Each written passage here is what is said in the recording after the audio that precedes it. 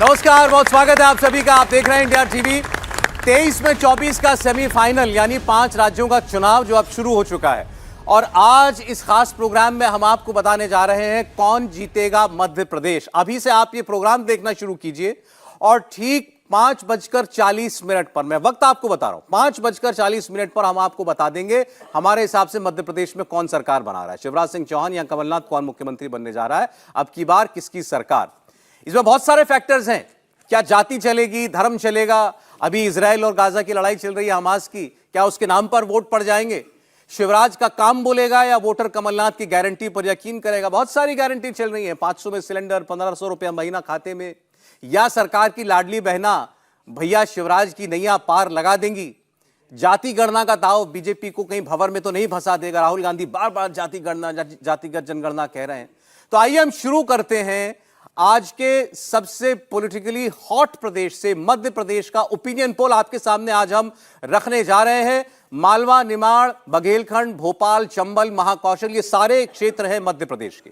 तो मध्य प्रदेश को हमने कुल 6 हिस्सों में डिवाइड किया, 6 रीजन में, और उसके बाद ये ओपिनियन पोल आपके लिए किया है। और ओपिनियन पोल का मैं पहला आंकड़ा आपके सामने बस अभी रखने जा रहा हूं। मेहमानों से आपको मैं मुलाकात करवा दूं। हमारे साथ सबसे पहले आपको मिलवाते हैं जिन्होंने सर्वे किया। CNX से भावेश झा हमारे साथ हैं, जरा तालियों से स्वागत कीजिए।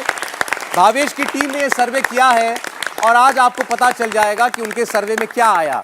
क्या शिवराज सिंह चौहान 17 बरस मुख्यमंत्री बनने के बाद एक बार फिर और 5 साल अपने लिए कमा सकते हैं, या बस यहीं तक था उनके हिस्से में मध्य प्रदेश पर शासन करना, अब बारी किसी और की। भावेश के अलावा हमारे साथ स्टूडियो में मौजूद हैं एक और ऐसे शख्स जो इस डेटा की साइंस को, सर्वे की साइंस को बहुत अच्छे से न समझते हैं केवल, बल्कि पढ़ाते भी हैं। प्रोफेसर संजय कुमार हमारे साथ CADS से हैं। प्रोफेसर, बहुत स्वागत है आपका भी। और 2 बड़े अनुभवी पत्रकार स्टूडियो में आपके साथ हैं इन सारे पहलुओं पर बात करने के लिए। हर्षवर्धन त्रिपाठी जी, बहुत स्वागत है हर्षवर्धन जी आपका। और राहुल महाजन साहब, राहुल जी आपका बहुत स्वागत है। तो आइए शुरुआत करते हैं सीधे अब मध्य प्रदेश के मालवा क्षेत्र से। आपके सामने ओपिनियन पोल शुरू हो रहा है मध्य प्रदेश का। अब ये जो मालवा का क्षेत्र है, इसे मध्य प्रदेश का प्राण कहा जाता है। विधानसभा की 46 सीटें मालवा में आती हैं और मध्य प्रदेश में हिंदुत्व की भी अगर आप बात कर लें तो यही सबसे बड़ा केंद्र है। महाकाल की नगरी उज्जैन मालवा में है। मध्य प्रदेश की आर्थिक राजधानी और खान पान के लिए मशहूर इंदौर मालवा में है। नेताओं के लिहाज से देखें तो बीजेपी के महामंत्री चुनाव लड़ रहे हैं। कैलाश विजयवर्गीय यहां के बड़े नेता हैं। इस बार इंदौर की नंबर 1 सीट से उनको उतारा गया है। कांग्रेस के सज्जन सिंह वर्मा, जीतू पटवारी, ये दोनों भी इसी मालवा क्षेत्र से आते हैं। और मालवा की 46 सीटों का सर्वे आपके सामने आ रहा है। अब ये है मालवा की सीटें, आपकी स्क्रीन पर नजर दौड़ाए रखिएगा। ये 46 सीटें, उनमें से बता रहा है सर्वे कि 25 सीटें भारतीय जनता पार्टी जीत सकती है। और साथ साथ आपको बताता चलूं कि ये 2018 की तुलना में बीजेपी के लिए +1 है, यानी बीजेपी यहां पिछली बार से भी बेहतर कर रही है। कांग्रेस पार्टी को 1 सीट का नुकसान, 20 सीटें कांग्रेस पार्टी क्षेत्र में जीत सकती है, अन्य 1 सीट पर जीत सकते हैं। तो ये पहला जो हमने आपके सामने रीजन रखा मालवा का महत्वपूर्ण क्षेत्र, 46 सीटों वाला, इसमें upper hand Bharatiya Janata party का दिखाई दे रहा है। कुल 230 सीटों का सर्वे आपके सामने खुल जाएगा आपसे थोड़ी देर के बाद। मालवा से शुरुआत हो गई है 46 सीटों से, बीजेपी 25, कांग्रेस पार्टी 20। कोई बहुत बड़ा उलटफेर नहीं है 2018 की तुलना में। आप देखें तो बीजेपी को 1 सीट का फायदा होता हुआ दिखाई दे रहा है, कांग्रेस पार्टी को 1 सीट का नुकसान होता हुआ दिखाई दे रहा है। तो कम से कम आप ये कह सकते हैं कि ये जो क्षेत्र है जहां बीजेपी मजबूत है, वो मजबूती कायम है, बल्कि और थोड़ी बेहतर ही हो रही है। और निमाड़ की भी बात करें, मालवा का जब नाम लेते हैं तो साथ साथ निमाड़ की भी चर्चा चलती है। यह वो क्षेत्र है जहां से मध्य प्रदेश विधानसभा की 28 विधानसभा सीटें आती हैं। मध्य प्रदेश में कहा जाता है कि जो मालवा के साथ निमाड़ जीता, मध्य प्रदेश में उसका राज तिलक हो गया। मध्य प्रदेश में पिछले 5 चुनावों से यही होता आ रहा है। 2018 में कांग्रेस ने इस निमाड़ इलाके में जबरदस्त बढ़त बनाई थी और प्रदेश में उसकी सरकार बनी भी थी। कांग्रेस के लिए अरुण यादव, कांतिलाल भूरिया, ये निमाड़ रीजन के बड़े चेहरे हैं। शिवराज सिंह चौहान सरकार के वन मंत्री कुंवर विजय शाह, वो भी इस रीजन से ही आते हैं। और जैसा मैंने आपको बताया 28 सीटें हैं निमाड़ रीजन की, वो भी आपकी स्क्रीन पर रख दे रहे हैं। तो मालवा की 46 सीटों के बाद निमाड़ की 28 सीटों का सर्वे आपकी स्क्रीन पर आ रहा है। भारतीय जनता पार्टी इन 28 में से 12 सीटें जीतती हुई दिखाई दे रही है। कांग्रेस पार्टी 15 सीटें जीत सकती है, अपर हैंड कांग्रेस का। और एक सीट अन्य को मिलती हुई दिखाई दे रही है। लेकिन यहां पर आपको बता दें 18 की अगर आप तुलना करेंगे तो पॉजिटिव है बीजेपी के लिए। बीजेपी 4 सीट बढ़ा रही है 2018 की तुलना में। निमाड़ क्षेत्र में कांग्रेस पार्टी को 3 सीटों का नुकसान और अन्य को 1 सीट का नुकसान, यानी कांग्रेस और अन्य की जो 4 सीटें कम हो रही हैं वो बीजेपी के खाते में जाकर के जुड़ रही हैं। तो मालवा बीजेपी ऊपर, निमाड़ में भी बीजेपी बेहतर कर रही है। हालांकि नंबर गेम में निमाड़ में कांग्रेस आगे है, लेकिन बीजेपी अपनी परफॉर्मेंस सुधार रही है। तो मालवा निमाड़ आप ओवरऑल कह सकते हैं कि बीजेपी के लिए फायदे का सौदा साबित होता हुआ दिखाई दे रहा है। और इसी के साथ स्क्रीन पर आप देखेंगे 230 में से 74 सीटों का सर्वे आ चुका है। 37 भाजपा, 35 कांग्रेस, अन्य 2। कोई बहुत अंतर खास नहीं है। अभी ज्यादातर विश्लेषक भी आपको यही बता रहे होंगे कि बहुत कांटे की टक्कर है। तो मालवा निमाड़ भी कम से कम यही बता रहा है कि टक्कर तो कांटे की दिखाई दे रही है, लेकिन एक एज जो है इस क्षेत्र में भारतीय जनता पार्टी के लिए दिखाई दे रहा है साफ साफ। इस क्षेत्र की और डिटेलिंग आपके लिए भावेश करेंगे। भावेश, देखिए, मालवा निवार में जो सबसे बड़ी फैक्टर जो दिख रहा है, देखिए आप 2018 चुनाव आपको याद होगा।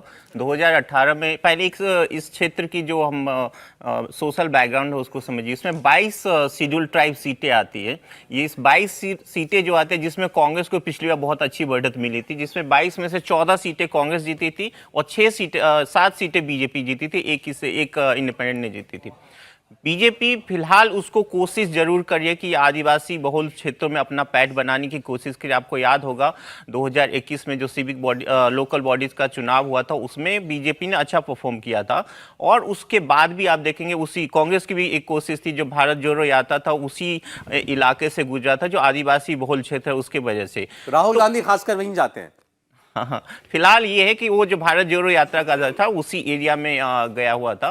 तो इन दोनों फैक्टर को देखते हुए ऑलमोस्ट आप देखिए दोनों जो एरिया है उसमें लगभग स्टेटस को है, जितनी सीटें बीजेपी ने जीती थी। निमाड़ में थोड़ा बहुत कुल मिलाकर जो आरक्षित सीटें हैं, ट्राइबल सीटें, वो 47 हैं मध्य प्रदेश के अंदर, पूरे प्रदेश में। और इसमें 2018 में 31 सीटें कांग्रेस पार्टी जीती। बिल्कुल, जो 2018 में 47 में 31 इसने जीती और 16 बीजेपी ने जीती थी। और उसका 2013 से कंपेयर की 13 में 47 में 37 बीजेपी जीती थी। तो बीजेपी के लिए कांग्रेस के लिए ये एक बहुत बड़ा एज था, जिसकी वजह से कांग्रेस सरकार में वापस आ पाई थी।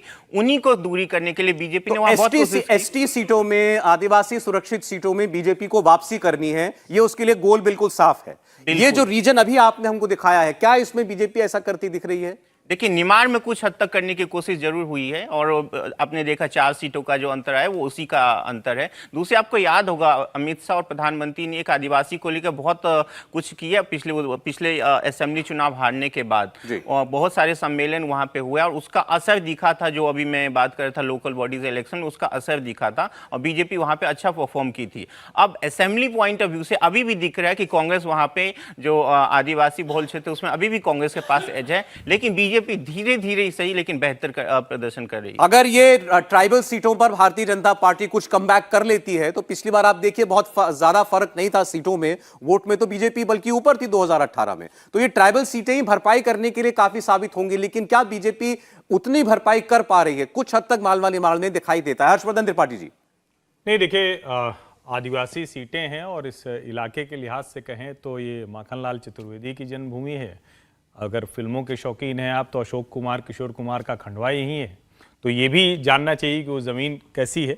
लेकिन ये सच है कि आदिवासी क्षेत्रों में इतनी लंबी सरकार होने के बावजूद, इतनी सारी योजनाएं चलाने के बावजूद और संघ का बहुत काम होने के बावजूद आदिवासी इलाके में भारतीय जनता पार्टी वो पकड़ नहीं बना पाई।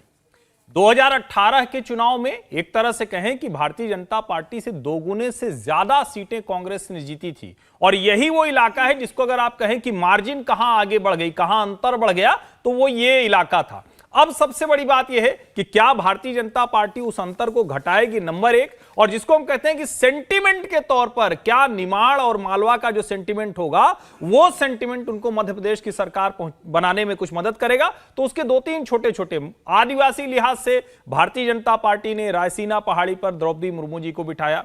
आदिवासी लिहाज से सिकल सेल एनीमिया, जो आदिवासियों की सबसे बड़ी बीमारी है पूरे देश में, जहां भी आदिवासी इलाके हैं, नरेंद्र मोदी ने सबसे बड़ा अभियान चलाया। आदिवासी इलाके में स्वयं सहायता समूह, जिसको हम सेल्फ हेल्प ग्रुप के नाम से जानते हैं, जो महिला उसको लीड करती है, जिसको नरेंद्र मोदी बार बार कहते हैं कि हम धीरे धीरे सबको लखपति दीदी बना देंगे, उसको बड़ा वो प्रचारित करते हैं। अब ये तीनों चीजें वोट में कितना ट्रांसलेट करेंगी, उससे तय होगा कि शिवराज का राज बचा रहेगा नरेंद्र मोदी के नाम पर जो भारतीय जनता पार्टी जा रही है, या उसकी मुश्किल अभी बनी हुई है। जी ठीक। देखिए हमारे यहाँ तो कहते हैं ना, कोस कोस पर जो है पानी बदल जाता है, तो ऐसे ही है। जब हम 6 क्षेत्रों में बांट करके मध्य प्रदेश की बात कर रहे हैं, देखिए मालवा की आप बात कीजिए तो मालवा में बीजेपी का अपर हैंड साफ दिखाई देता है, 25 भाजपा और 20 कांग्रेस। निमाड़ में आते हैं 28 सीटें, 15 कांग्रेस, या कांग्रेस अप हो जाती है और बीजेपी 12। हालांकि बीजेपी 18 से 2018 की तुलना में बेहतर करती हुई दिखाई दे रही है। तो प्रोफेसर साहब से हम समझना ये चाहते हैं सर, चुनावों में भी क्या इसी तरीके से जैसे क्षेत्र अलग अलग क्षेत्रों में हम जाते हैं, डेमोग्राफी चेंज होती है, इलेक्शन का सेंटिमेंट भी बदलता जाता है क्या? बिल्कुल, आप जैसे कह रहे हैं डेमोग्राफिक्स बदलता है तो इलेक्शन का सेंटिमेंट बदलता है या नहीं बदलता है, ये सब इस बात पर निर्भर करता है कि मुद्दे क्या हैं। हम क्षेत्र की बात कर रहे हैं, मध्य प्रदेश को 6 क्षेत्रों में बांटकर उसकी एनालिसिस करने की कोशिश की जा रही है। यहाँ तो बगल बगल की कंस्टिट्यूंसी में मूड बदलता है।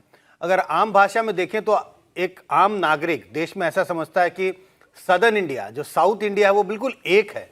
लेकिन अगर आप सदर्न इंडिया की बात करें तो देखें आंध्रा में किसकी सरकार है, तेलंगाना में बगल में किसकी सरकार है, तमिलनाडु में किसकी सरकार है, कर्नाटक में किसकी सरकार है, केरल में किसकी सरकार है। इससे आपको क्लियर हो जाएगा कि हमारी विविधता कितनी है। तो ये विविधता जो मैं राज्यों के हिसाब से बात कर रहा हूँ, राज्यों के अंदर भी जब चुनाव होते हैं, जिसका अभी हम विश्लेषण कर रहे हैं, राज्यों के अंदर में भी जब चुनाव होते हैं तो क्षेत्रवार आपको अलग अलग इश्यूज दिखाई पड़ते हैं, और कई बार तो अलग अलग विधानसभा क्षेत्रों में भी अलग अलग इश्यूज हमें दिखाई पड़ते हैं। कई बार बहुत लोकल इश्यूज होते हैं और इस तरह के सर्वेज ही उन लोकल इश्यूज को पकड़ के उसको कैच कर पाती है और जनता के सामने हम इसको पेश कर पाते हैं। जी राहुल जी, ये जैसा हमने बताया मालवा और निमाड़ का जो एरिया है, इसमें ट्राइबल सीट भी है, तो इसके साथ साथ इंदौर जैसी सीट भी है, बिल्कुल बिल्कुल अर्बन सीट भी है।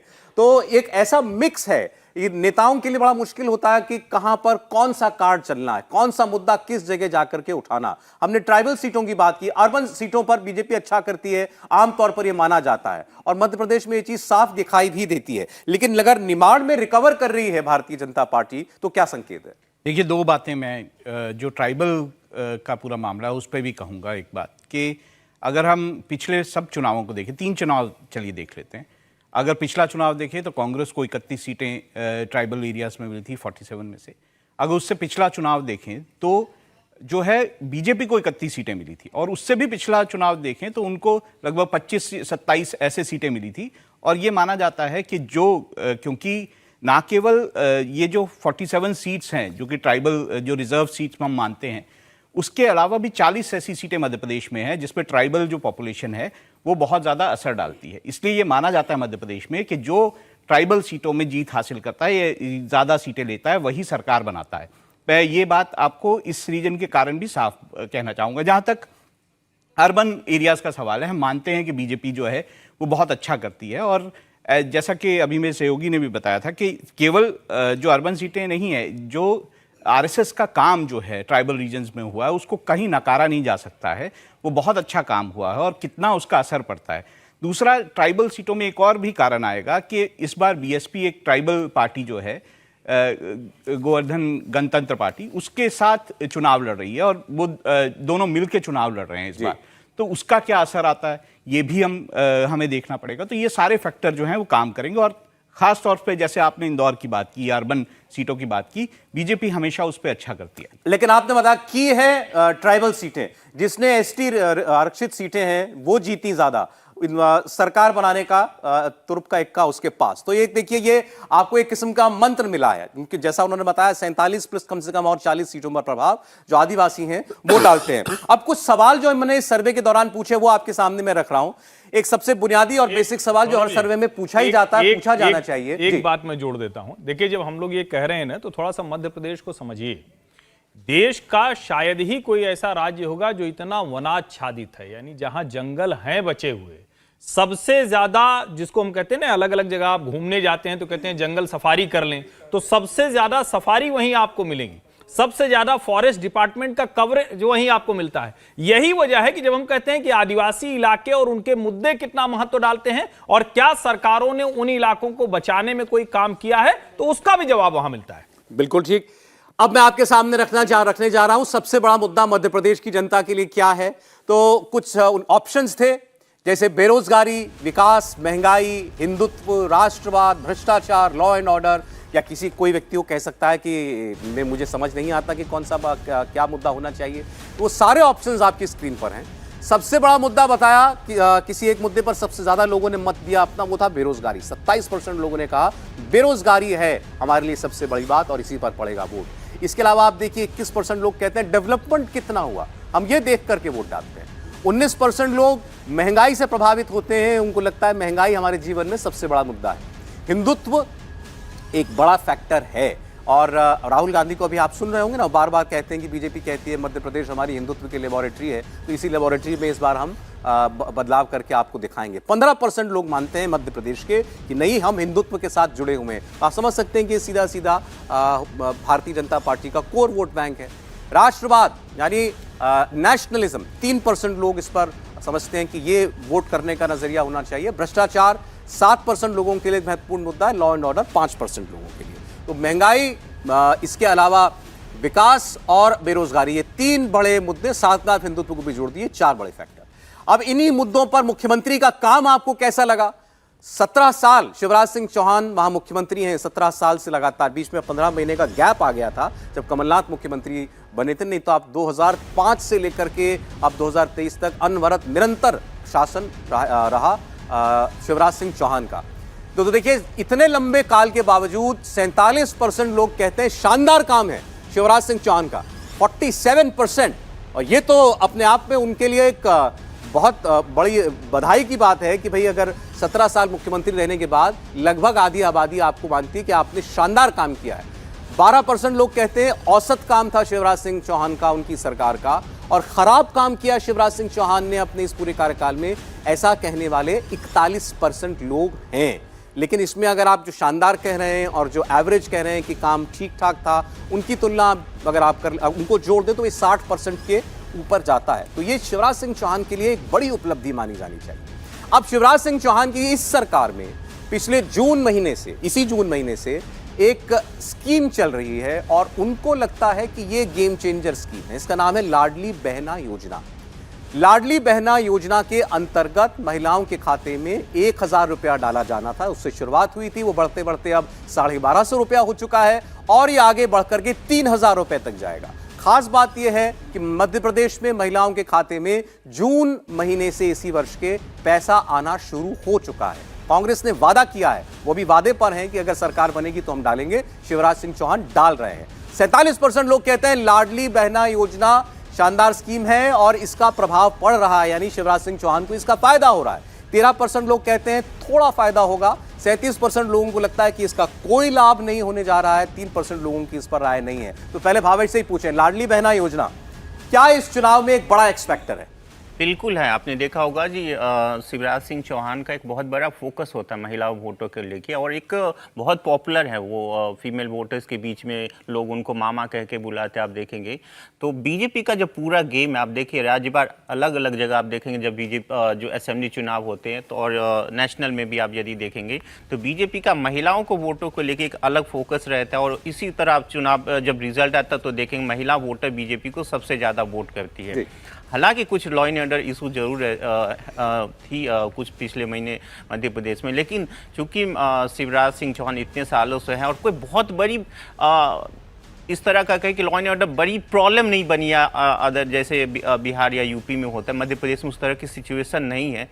तो जो महिलाओं का जो एक इंक्लाइनेशन है वो शिवराज सिंह की तरफ वो क्लियर दिखाई देता है, क्लियर दिखाई देता है। और उसी के रूप में एक जो लाडली बहना योजना, एक जो फ्री जो आजकल एक दौर चल पड़ा है हर जगह, दिल्ली से जो उठी थी वो कर्नाटक और हर जगह जो चल रहा है, तो उसी को कांग्रेस। तो हम सीधे कह लें कि इस चुनाव में महिलाएं ही बनाएंगी शिवराज की सरकार या महिलाएं ही करेंगी भैया को बेरोजगार? बेरोजगार भी वो किया तो शिवराज महिलाएं ही नहीं, वो करेंगी। सिर्फ मध्य प्रदेश ही नहीं, आप देखेंगे पूरा नेशनल लेवल पे महिलाएं ही सबसे ज्यादा वोट करती है। पिछले लोकसभा में देखिए लगभग आधे % के आसपास महिलाएं ने ज्यादा वोट किए थे, और इस बार 2024 में और ज्यादा उम्मीद है महिलाएं वोटर, तो महिलाएं वोटर को आपने साथ लिया तो संभव है कि आपके पास ज्यादा वोट होंगे। अरे हम अभी भोपाल गए थे, वहां पर दिन भर हम लोगों ने कार्यक्रम किया, तो टैक्सी में जो हमारे चालक थे उनसे बात हो रही थी, तो उन्होंने भी यही कहा कि भाई स्कीम बहुत बढ़िया चल रही है शिवराज जी की, ये जो लाडली बहना स्कीम है। लेकिन फिर वो बाद में कहते थे, उन्होंने कहा कि बहना लोग तो बहुत खुश हैं, जीजाजी लोग थोड़ा नाराज हो सकते हैं।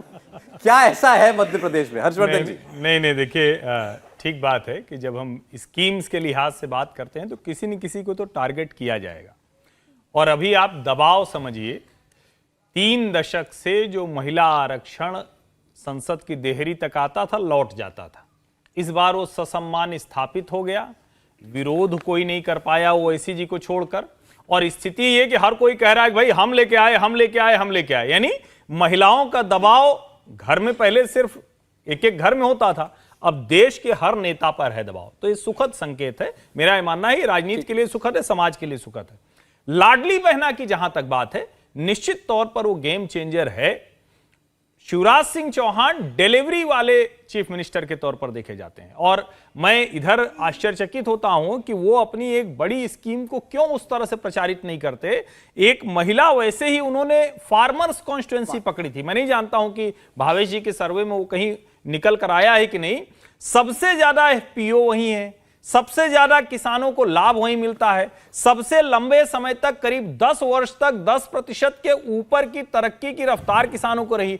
पहली बार बाजार भाव और जो मिल रहा है उसके बीच का अंतर, भावांतर योजना वो लेकर आए। तो महिला और किसान, मुझे लगता है कि शिवराज सिंह चौहान के लिए इसको कह सकते हैं ना कि बेस्ट बेट यही दोनों है, और ये चुनाव किसान भी आप जीतेंगे तो यही दोनों। किसान भी आप मानते हैं? किसान भी मैं मानता हूं। पॉजिटिव इधर शिवराज के खाते में आना चाहिए। अच्छा ठीक है, एक ब्रेक पर जाने से पहले लेकिन ये महिला वोटर के मुद्दे पर एक राय प्रोफेसर साहब की जरूर लेना चाहते हैं।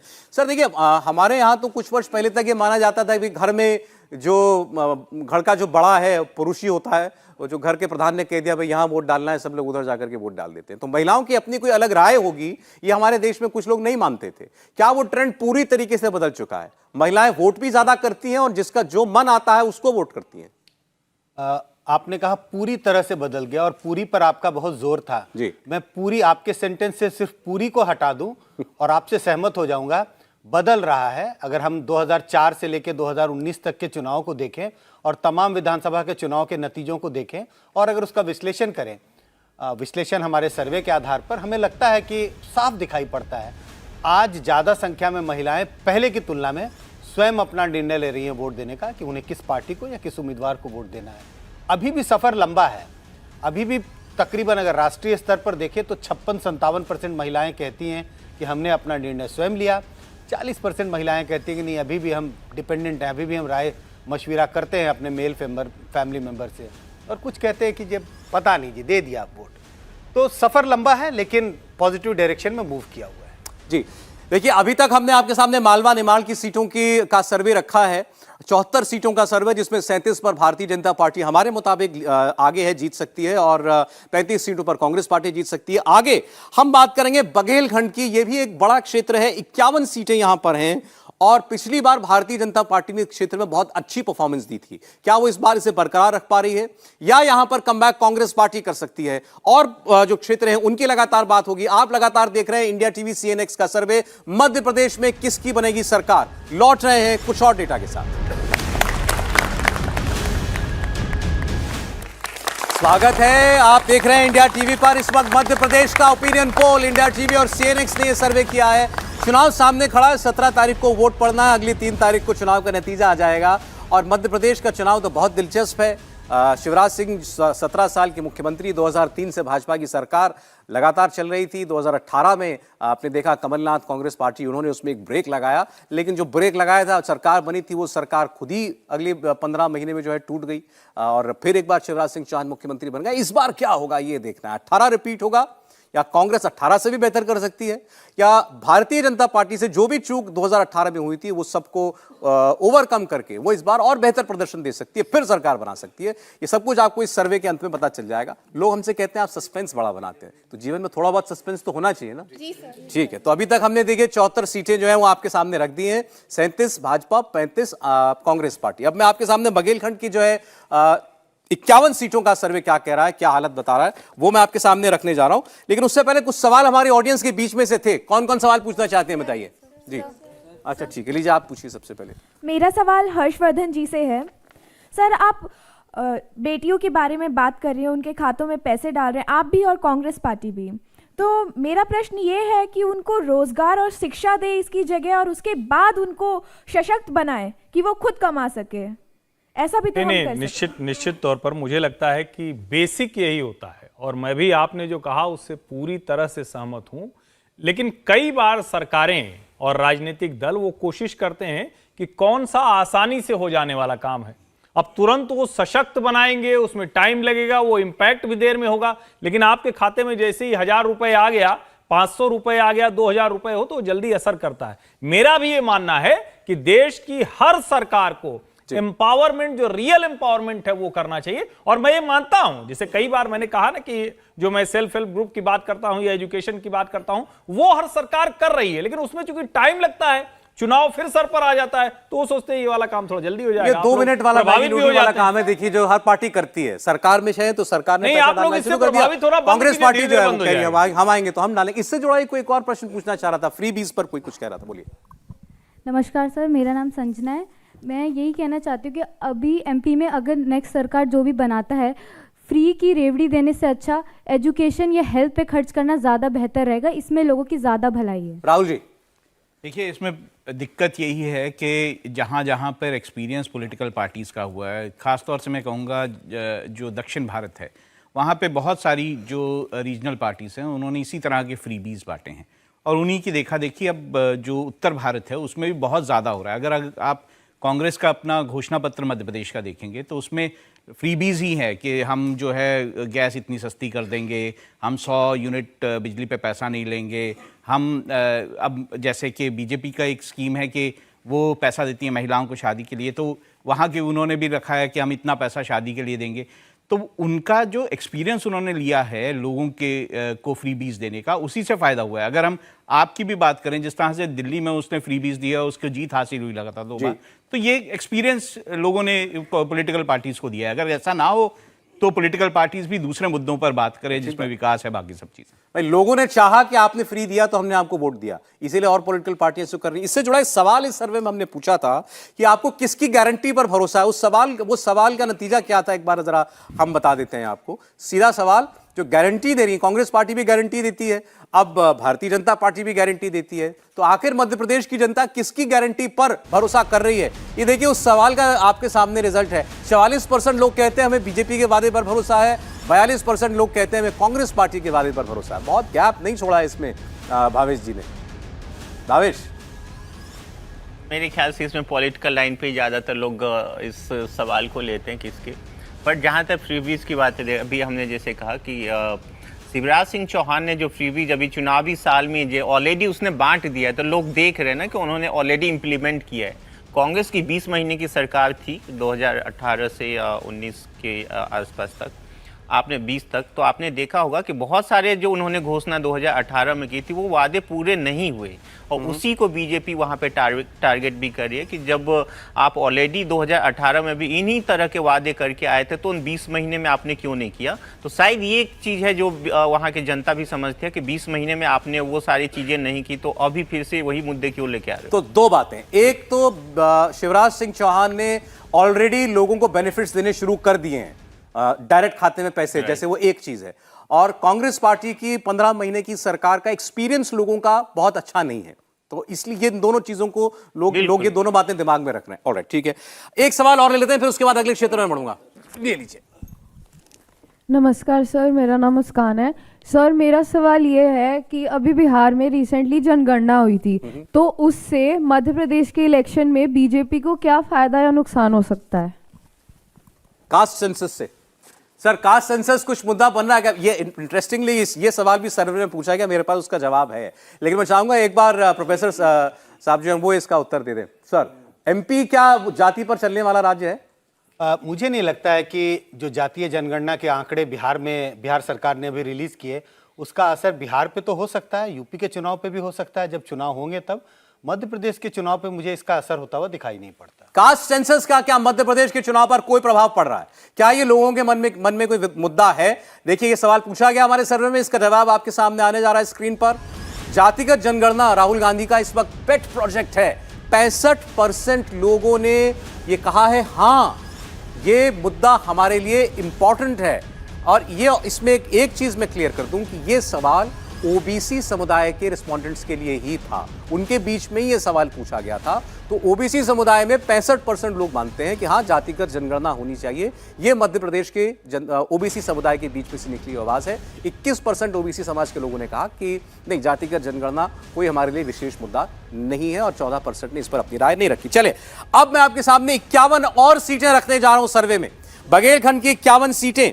भारतीय जनता पार्टी ने बहुत बढ़िया परफॉर्मेंस यहां पर पिछली बार किया था, और आपको बता दें, ये इन दोनों रीजन्स को, अगर आप बघेलखंड और बुंदेलखंड दोनों को मिला दें तो लोकसभा की 8 और विधानसभा की 51 सीटें जो हैं वो इसमें आ जाती हैं। बुंदेलखंड मतलब सागर, दमोह, टीकमगढ़ और खजुराहा की अपनी अपनी आइडेंटिटी है, और शहडोल, सतना, रीवा और सीधी, इनको भी हम इसी रीजन में लेकर के बात करेंगे। जो नेता, जो दल 51 सीटों वाले इस रीजन को जीतेंगे, निश्चित तौर पर उस पार्टी को मध्य प्रदेश के चुनाव में एज मिलेगा। मध्य प्रदेश विधानसभा के मौजूदा स्पीकर गिरीश गौतम इसी क्षेत्र से आते हैं। शिवराज सरकार के मंत्री हैं राजेंद्र शुक्ला, वो यहां से हैं, उनका इलाका यही है। कांग्रेस के अजय सिंह और कमलेश्वर पटेल, ये बघेलखंड के नेता हैं। बीजेपी के जो स्टेट प्रेसिडेंट हैं वीडी शर्मा, वो खजुराहो से जीत करके आते हैं। तो यहां पर भी बड़े सीनियर लीडर्स दोनों ही पार्टियों के पास हैं। डेटा आपकी स्क्रीन पर, 51 सीटें बघेलखंड और बुंदेलखंड की। ये देखिए, यहां भारतीय जनता पार्टी बाजी मारती हुई दिखाई दे रही है। एक बार फिर 31 सीटों पर भारतीय जनता पार्टी आगे चलती हुई हमें दिखाई देती है, यानी इन 51 में से 31 बीजेपी जीत सकती है। और ये पिछली बार के मुकाबले बीजेपी के लिए नुकसान है, 4 सीटों का नुकसान है। यहां पर बीजेपी ने 2018 में इन 51 सीटों में और बेहतर किया था। 4 सीटें बीजेपी लूज कर सकती है 2018 की तुलना में बघेलखंड बुंदेलखंड में। कांग्रेस पार्टी को सीधे 5 सीटों का फायदा होता हुआ दिखाई दे रहा है। 19 पर कांग्रेस पार्टी की टैली इस रीजन में जाकर रुक सकती है, अन्य को 1, ये भी 1 का नुकसान है। पहले 2 थे, इस बार 1 हो सकते हैं। तो बड़ा साफ है, बघेलखंड बुंदेलखंड भारतीय जनता पार्टी के लिए एक मुनाफे वाला क्षेत्र रहा है, पहले भी, आज भी है। लेकिन बीजेपी यहां अपना एज जो है वो 2018 की तुलना में लूज करती दिखाई दे रही है। बीजेपी यहां पर थोड़ी पिछड़ रही है 2018 के कंपैरिजन में, लेकिन अभी भी वो काफी आगे दिखाई देती है कांग्रेस पार्टी से। 31 भाजपा, 19 कांग्रेस, 1 अन्य और बघेलखंड की कुल 51 सीटों का सर्वे ये था। अब जरा टॉप टैली पर नजर डालिए। 125 सीटें, 230 में से 125 सीटें, आधे से ज्यादा सीटें मध्य प्रदेश की, उसका सर्वे हमने आपके सामने रखा है। 68 पर भारतीय जनता पार्टी, 54 पर कांग्रेस पार्टी। तो यहां गैप जो है, बीजेपी जो है थोड़ी बेहतर करती हुई दिखाई दे रही है, गैप को बढ़ाती हुई दिखाई दे रही है कांग्रेस पार्टी से। 2018 का ओवरऑल जो चुनाव का नतीजा आया था उसको आप जरा याद कीजिएगा। 109 और 114, 109 भाजपा था, 114 कांग्रेस पार्टी था। अभी 68 पर आपको दिखाई दे रही है भारतीय जनता पार्टी, और 54 पर कांग्रेस पार्टी वो खड़ी हुई इस वक्त आपको दिखाई दे रही है। बघेलखंड बुंदेलखंड भारतीय जनता पार्टी कांग्रेस से आगे, लेकिन 2018 की तुलना में नुकसान। हर्षवर्धन जी। नहीं, एक तो सबसे पहले ये कि भारतीय जनता पार्टी अगर यहाँ पिछड़ रही है तो इसका मतलब जो अंतर विरोध पार्टी के थे वो अभी उसको सुलझा नहीं पाई है। जब भावेश जी गए होंगे, जैसे आपको ध्यान में होगा कि सीधी की जो सांसद हैं उनको विधायक का चुनाव दे दिया गया है, जिनको हटाया गया है वो ताल ठोंक रहे हैं कि हम तो मैदान में आने वाले हैं। उनका वो ऑडियो भी एक वायरल हुआ था, इसमें उन्होंने कहा कि हम तय कर लेंगे, हमारे समर्थक सब कर रहे हैं। ये जो पूरा इलाका है, अगर आप ध्यान से देखें, ये भी पूरी तरह से पहाड़ी इलाका है। इसका एक इलाका सिंगरौली यानी ऊर्जा धानी, उस तरह से भी देख सकते हैं। सतना पन्ना वाला इलाका है। खजुराहो आप सब जानते हैं, वो तो भारत का प्रसिद्ध स्थान है। ओवरऑल अगर कहें तो इस इलाके की कनेक्टिविटी, इस इलाके की जो कल्चरल डोमिनेंस है वो बहुत ज्यादा महत्वपूर्ण होती है। यहाँ के वोटिंग पैटर्न और पूरे प्रदेश के वोटिंग पैटर्न में जो सबसे बड़ा अंतर है कि ये पन्ना, रीवा, महाराजाओं वाले राज भी हैं। ये ऐसा नहीं कि सिर्फ ग्वालियर चंबल है, यहाँ के भी राजाओं का एक प्रभाव रहा है। अब वो प्रभाव उतना नहीं है, लेकिन फिर भी मंदिर उसके अलावा जो कनेक्टिविटी, ये यहाँ का बहुत बड़ा मुद्दा है, क्योंकि अब पन्ना की हीरा खदान उतना बहुत नहीं रह गई है, लेकिन फिर भी वहाँ का जो टाइगर सफारी है और उससे जुड़ी हुई जो चीजें हैं ये बहुत असर डालती हैं। तो मुझे लगता है कि भारतीय जनता पार्टी की सरकार ने जो किया है उसका टेस्ट भी होगा, क्योंकि उत्तर प्रदेश से सटी हुई सीमा है यहाँ, तो उसका भी असर देखने को मिलेगा। काम का भी टेस्ट है बीजेपी के लिए, और आपने कहा पार्टी के अंतर विरोधों का भी। निश्चित तौर पर। राहुल जी कुछ कहना चाह रहे थे इसमें? देखिए, इसमें बात यह है कि ये गढ़ रहा है बीजेपी का, बिल्कुल बहुत अच्छा संगठन है वहाँ पे बीजेपी का, और ज़्यादातर पिछले चुनावों को भी देखेंगे तो अच्छी खासी सीटें बीजेपी ने यहाँ से जीती थी। लेकिन इसमें 2-3 फैक्टर और इस रीजन में आते हैं। वो ये है कि एक तो बीएसपी ने अपना बहुत प्रभाव बढ़ाया है इस रीजन में। 2 सीटें बीएसपी ने पिछले चुनावों में जीती, 4 सीटों पे वो दूसरे नंबर पर रही थी, 11 सीटों में तीसरे नंबर पर रही थी। उसके साथ साथ गोंडवाना जो गणतंत्र पार्टी है उसके साथ उसका जो है इस वक्त गठबंधन है, और 8 सीटों पर इस पार्टी गोंडवाना गणतंत्र पार्टी का अच्छा खासा प्रभाव है। ये देखना पड़ेगा कि इस रीजन में इस बार क्या होता है, क्योंकि अगर ये प्रभाव, जैसा मैंने कहा कि बीएसपी इस रीजन में प्रभाव अपना काफी बढ़ा चुकी है, अगर वो फैक्टर रहता है तो बीजेपी को दिक्कतें होंगी। बीजेपी को दिक्कत होगी, बसपा अच्छा करेगी तो बीजेपी को दिक्कत होगी, आप कह रहे हैं? बिल्कुल ठीक है। मेरे पास इंटरेस्टिंगली बसपा का तो नहीं, लेकिन समाजवादी पार्टी का इसी क्षेत्र से जुड़ा हुआ एक बड़ा मुद्दा है, और मुद्दा हम नहीं बना रहे, अखिलेश यादव ने बनाया। यहां पर एक सीट है बिजावर की सीट। समाजवादी पार्टी ने इसी बघेलखंड की बिजावर की ये सीट निकाली थी 2018 में। जाहिर है कि अखिलेश यादव चाहते थे ये कांग्रेस पार्टी के साथ हमारा अलायंस हो जाए, और ये सीट भी वो चाहते थे, और कुछ एक सीट पर वो नंबर 2 थे, वो चाहते थे वो सीट भी हमको मिल जाए। लेकिन कांग्रेस पार्टी ने इस बात को लगातार टाला, और अंत में वहां सपा का और कांग्रेस पार्टी का अलायंस नहीं हुआ। कांग्रेस पार्टी ने सीट शेयरिंग नहीं की समाजवादी पार्टी के साथ। अब अखिलेश यादव इससे बहुत नाराज हैं। वो नाराज इस हद तक हैं कि वो कह रहे हैं कि हमको एक रात बैठाकर हमारा समय खराब किया कांग्रेस पार्टी ने, और अगर यही हाल है तो फिर 2024 के लोकसभा का जो अलायंस हो रहा है उस पर भी हमको सोचना पड़ेगा। हमें पता होता तो हम इंडिया अलायंस की बैठक में भी नहीं जाते। सुनिए अखिलेश यादव कितने नाराज हैं। इंडिया गठबंधन, हम ही कंफ्यूज हो गए होंगे, इसका मतलब अगर हम उन मीटिंगों में बैठे हैं तो हम ही कंफ्यूज रहे होंगे। इसीलिए जिस व्यक्ति के बारे में आप बात कर रहे हैं, मुझे नहीं पता कि कांग्रेस पार्टी का कौन व्यक्ति इस तरह की बात कर रहा है। हमें तो ये लगा कि जब मध्य प्रदेश के मुख्यमंत्री जो रहे, पूर्व में कई बार मुख्यमंत्री रहे, वो रहे, उन्होंने मीटिंग बुलाई और पूछा समाजवादी पार्टी से, हमने अपनी पूरी परफॉर्मेंस बताई, किस समय पर समाजवादी पार्टी के विधायक कहाँ जीते हैं, कभी 1 जीते, कभी 2 जीते, कभी 5 जीते, और किस जगह हम नंबर 2 पे रहे।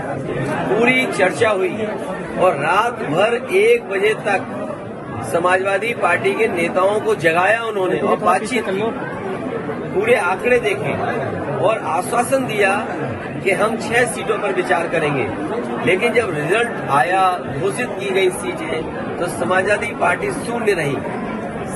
अगर ये मुझे पहले दिन पता होता कि विधानसभा स्तर पर कोई गठबंधन नहीं है इंडिया का, तो हम उसमें कभी मिलने नहीं जाती हमारी पार्टी के लोग, न अपनी हम सूची देते कांग्रेस के लोगों को, न कांग्रेस के लोगों का फोन उठाते। लेकिन अगर उन्होंने ये बात कही है कि गठबंधन नहीं है, तो हम स्वीकार करते हैं गठबंधन नहीं है। और गठबंधन अगर केवल उत्तर प्रदेश में केंद्र के लिए होगा तो उस समय विचार किया जाएगा, और जैसा व्यवहार होगा समाजवादी पार्टी के साथ वैसा ही व्यवहार उनको देखने को मिलेगा। यहाँ शोले भड़कने शुरू हो चुके हैं। देखिए इंडिया अलायंस के, वो आपको दिखाई दे रहा है। उन्होंने साफ कह दिया, अच्छा मध्य प्रदेश में आपकी बारी, आप कर लीजिए, यूपी आप भी आएंगे तब हम आपको बताएंगे। एक रिएक्शन हर्षवर्धन जी का। फिर ये छोटी पार्टियां जब लड़ती हैं ऐसे राज्यों में जहां बड़े प्लेयर हो, तो उसका क्या असर होता है, प्रोफेसर साहब समझेंगे। एक तो ये कि चुनाव ये जीत नहीं पाएंगे ये तय है, लेकिन 5 ऐसी सीटें हैं जहां अगर समाजवादी पार्टी ने ठीक से अपनी प्रतिष्ठा का प्रश्न लगा दिया और कम अंतर की हार जीत हो गई। जैसे पिछले चुनाव में हमने देखा था ना कि 109 114 रह गए, कई सीटें 2000 मतों से कम अंतर से हार जीत हुई थी। वो वाली स्थिति बनी तो वो गठजोड़ के लिए बड़ा नुकसान करेंगे, नंबर 1। नंबर 2 ये कि जब अखिलेश यादव इस तरह की बात करते हैं तो अभी ये सारे राज्य ऐसे हैं जहां कांग्रेस पार्टी अकेले लड़ रही है भारतीय जनता पार्टी से, तो हर कोई आज अपने ड्राइंग रूम में बैठेगा, अपने नेताओं के साथ बैठेगा और वो कहेगा कि भैया ये बताओ, हमारा वाला जब मजबूत टाइम आ गया तब कांग्रेस कहेगी कि हमको दे दो, तब तो गठजोड़ चाहिए। जब कांग्रेस का मजबूत समय है तो वो किसी को कुछ देने वाले नहीं है। ओवरऑल मैं कहूं तो ये गठजोड़ के लिए खतरनाक संकेत हैं, और सेंटिमेंट गड़बड़ हुआ तो मध्य प्रदेश में उसका नुकसान ज्यादा हो सकता है। जी संजय जी, छोटी पार्टियां जो होती हैं ये अपना जो भी वोट निकालती हैं, जैसे अब बात की हर्षवर्धन जी ने, हार जीत के अंतर से अगर आप ज्यादा वोट ले पा रहे हैं तो आप हार जीत तय कर रहे हैं एक लिहाज से, लेकिन अलायंस से सीधे इनकार कर देना और सपा का वहां पर कुछ तो बेस है, ये कांग्रेस पार्टी के लिए लिहाज से इसको आप कैसे देखते हैं रणनीति के तौर पर? देखिए, इस बात का बार बार जिक्र हो रहा है, या कहें कि कभी जिक्र होता है कभी नहीं होता है, कि इंडिया गठबंधन किस चुनाव के लिए बन रहा है। कभी कंफ्यूजन ये होता है कि नहीं ये सिर्फ 2024 के चुनाव के लिए है, विधानसभा में इसका कोई मतलब नहीं है, या यूं कहें कि विधानसभा में यह गठबंधन नहीं है। तो अगर आप इस तरह के स्ट्रैटेजी से चलेंगे तो आम वोटर कंफ्यूज होता है। ऐसा तो नहीं हो सकता है कि आप विधानसभा के चुनाव अभी हो रहे हैं, अगले महीने हो रहे हैं, आप सब आपस में एक दूसरे के खिलाफ चुनाव लड़ें, लेकिन उसके 4 महीने के बाद जब लोकसभा के चुनाव होंगे तो सब आप कॉर्डियल रिलेशन सबके साथ हो जाएंगे, सब मिलजुल के बैठ जाएंगे और एक तरह से सीटों का बंटवारा हो जाएगा। भारी नुकसान क्या हो रहा है? नुकसान हो रहा है परसेप्शन, क्योंकि चुनाव में आजकल परसेप्शन का बहुत महत्व है। मुझे ऐसा लगता है कि परसेप्शन पे चुनाव लड़ा जाता है। परसेप्शन ये बन रहा है इंडिया गठबंधन कुछ भी कर ले, ये आपस में लड़ते रहेंगे, सीटों का बंटवारा नहीं होगा, और सीटों का बंटवारा नहीं होगा तो इनका नुकसान होगा। जी, कितने भी मंच पे एक साथ आ जाएं, फोटो खिंचवा लें, लेकिन इनमें कोई कोऑर्डिनेशन नहीं है। और ये जो कुछ भी हमें पिछले 1-2 दिन में देखने को मिला कांग्रेस और समाजवादी पार्टी में, वो इस बात की पुष्टि करता है। जी ठीक, बड़ी बात कही संजय जी ने। कुछ सवाल और पूछे जो हमने, वो भी आपको बता दें। जैसे हर इलेक्शन में आप देखते हैं कि पार्टियां ये निर्णय करती हैं कि हमने कितने सिटिंग एमएलएस को दोबारा टिकट देना है, कितने एमएलएस का टिकट हमको काटना है। तो एमएलए के काम से कितनी संतुष्ट या नाराज है जनता, ये बड़ा मैटर करता है। तो सीधे एमएलए के काम पर सवाल था। 37% लोगों ने हमें जवाब दिया कि हम पूरी तरह संतुष्ट हैं अपने विधायक से, थोड़ा संतुष्ट हैं ये 15% लोगों ने कहा, थोड़े असंतुष्ट हैं ये 15% लोगों ने कहा, पूरे असंतुष्ट हैं ये 32% लोगों ने कहा।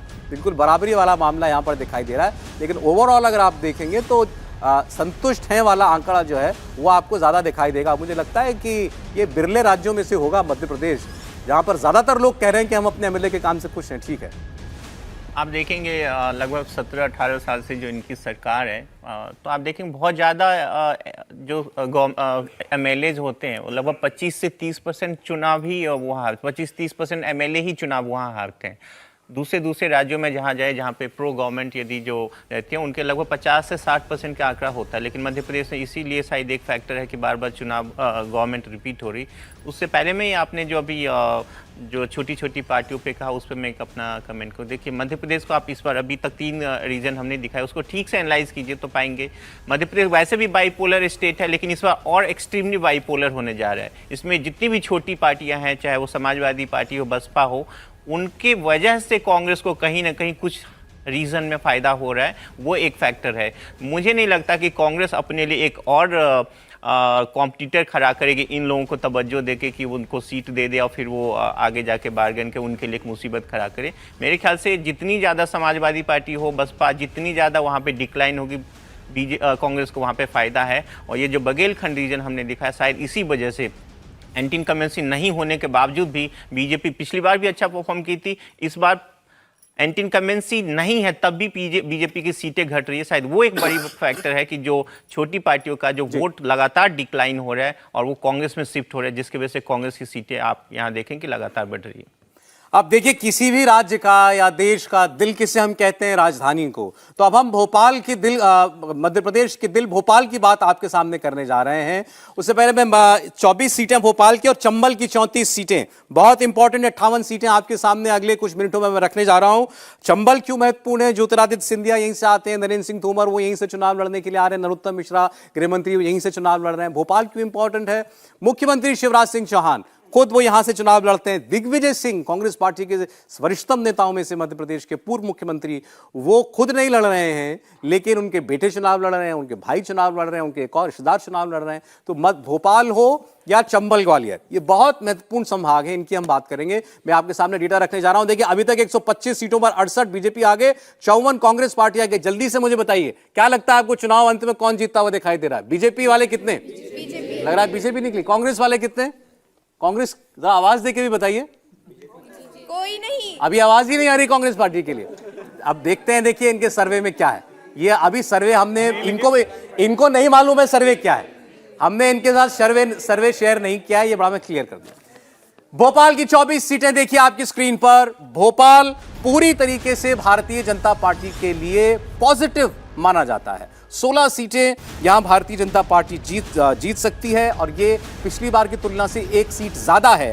पिछली बार 15 सीटें जीती थी, इस बार 16 जीत सकती है। कांग्रेस पार्टी 8 सीटें निकाल सकती है भोपाल रीजन में और ये एक सीट का नुकसान होगा और कोई प्लेयर यहां पर दिखाई नहीं दे रहा है। 16 भाजपा, कांग्रेस 8। मैंने आपको पहले ही बताया कि भोपाल क्यों इंपॉर्टेंट है। शिवराज सिंह चौहान बुद्धि से चुनाव लड़ते हैं, वो भोपाल क्षेत्र के अंदर आता है। दिग्विजय सिंह के बेटे, दिग्विजय सिंह के भाई लक्ष्मण सिंह, बेटे जयवर्धन सिंह, सब इसी एरिया से जो है वो चुनाव लड़ते हैं, तो इसीलिए ये इतना महत्वपूर्ण है। तो हम शिवराज सिंह चौहान की बात भी यहीं पर करेंगे। राहुल जी से शुरुआत, ये बीजेपी अपना ये किला ना तो दे रही है जरा भी कोई 1 इंच, बल्कि और बढ़ोतरी कर रही है इसमें। देखिए, साफ है कि बीजेपी को यहाँ हमेशा फ़ायदा होता रहा है और बीजेपी के भी अच्छे खासे नेता, बड़े नेता यहाँ से हैं, तो इस कारण ये जो ऐसा रीजन है इसमें मैं भोपाल की बात कर रहा हूँ, वहाँ पे फ़ायदा होगा। दूसरी तरफ अगर हम चंबल की बात करें या फिर ग्वालियर की बात करें, वो जो है कांग्रेस का गढ़ माना जाता रहा है।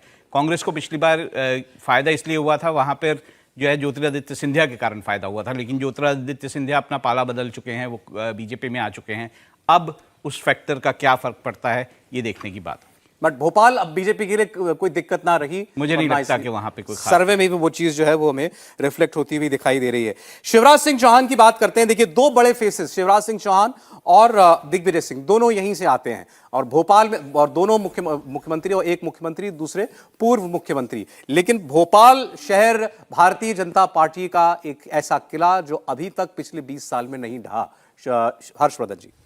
नहीं, एक तो ये कि ये जो आंकड़ा सामने आ रहा है, इसके बाद थोड़ा कैलाश जी को दम ज़्यादा लगाना पड़ेगा। वो थोड़ा मोटरसाइकिल पे और पैदल थोड़ा ज़्यादा घूमें, क्योंकि अब तो एक विधानसभा है। लेकिन मालवा में अगर 25-20 है और यहाँ भारतीय जनता पार्टी 16-8 यानी कांग्रेस से दोगुना हो रही है, तो ये कैलाश जी के लिए सचमुच चिंता की बात है। क्योंकि अगर मालवा में कैलाश विजयवर्गीय भारतीय जनता पार्टी का आंकड़ा नहीं बढ़ा पा रहे हैं, तो इसका मतलब ये हुआ कि उनका जो प्रभाव था, उनके मन में जो इच्छाएं, महत्वाकांक्षाएं थी, उसकी बुनियाद थोड़ी कमजोर हो गई है। और जो कैलाश विजयवर्गीय वहां की राजनीति से बाहर निकल गए थे, वो उस बुनियाद को और मजबूत नहीं कर पा रहे हैं। तो एक तो पहली बात ये। दूसरा, जब हम भोपाल की बात करते हैं तो देखिए, दिग्विजय सिंह जी बहुत बड़े नेता हैं। मैं ये मानता हूं कि अगर कांग्रेस की बात करें तो एक ही नेता है कांग्रेस में इस वक्त जिसको राजनीति करनी आती है, जो भारतीय जनता पार्टी के लिए संकट खड़ा करता है। हालांकि कई बार लोग ये भी कहते हैं कि भाजपा के लिए बड़ा अच्छी ग्राउंड भी बना देते हैं, तैयार कर देते हैं। लेकिन अगर आप ध्यान से देखें तो कमलनाथ राजनीति करते हुए नहीं दिखते हैं, कमलनाथ भारतीय जनता पार्टी से लड़ते नहीं दिखते हैं। मुझे जो एक तस्वीर याद है, वो पानी की बौछार हो रही है और इस उम्र में दिग्विजय सिंह पुलिस वालों से भिड़ते हुए बैरिकेड के ऊपर चढ़े जा रहे हैं।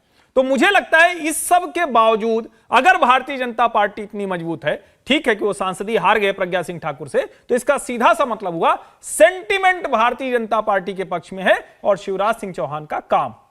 तो देखिए, अभी हमने जो ये आपको 24 सीटें भोपाल की दिखाई, इसके साथ जो ओवरऑल टैली 149 सीटों पर पहुंची है 230 में से, और इसमें जो गैप है भारतीय जनता पार्टी और कांग्रेस के बीच में, वो बढ़ता हुआ दिखाई दे रहा है लगातार।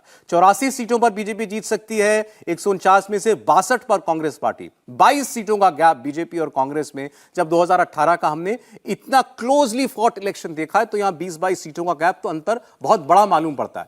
एक और बड़े ही खास मेहमान हमारे और देश के जाने माने पत्रकार राशिद किदवई साहब हमारे साथ जुड़ गए। जरा अपनी मौजूदगी का एहसास कराएं उन्हें। ये राशिद साहब के लिए तालियां हैं। राशिद साहब, मालवा, निमाड़, बघेलखंड और भोपाल, ये रीजन्स कवर कर चुके हैं हम।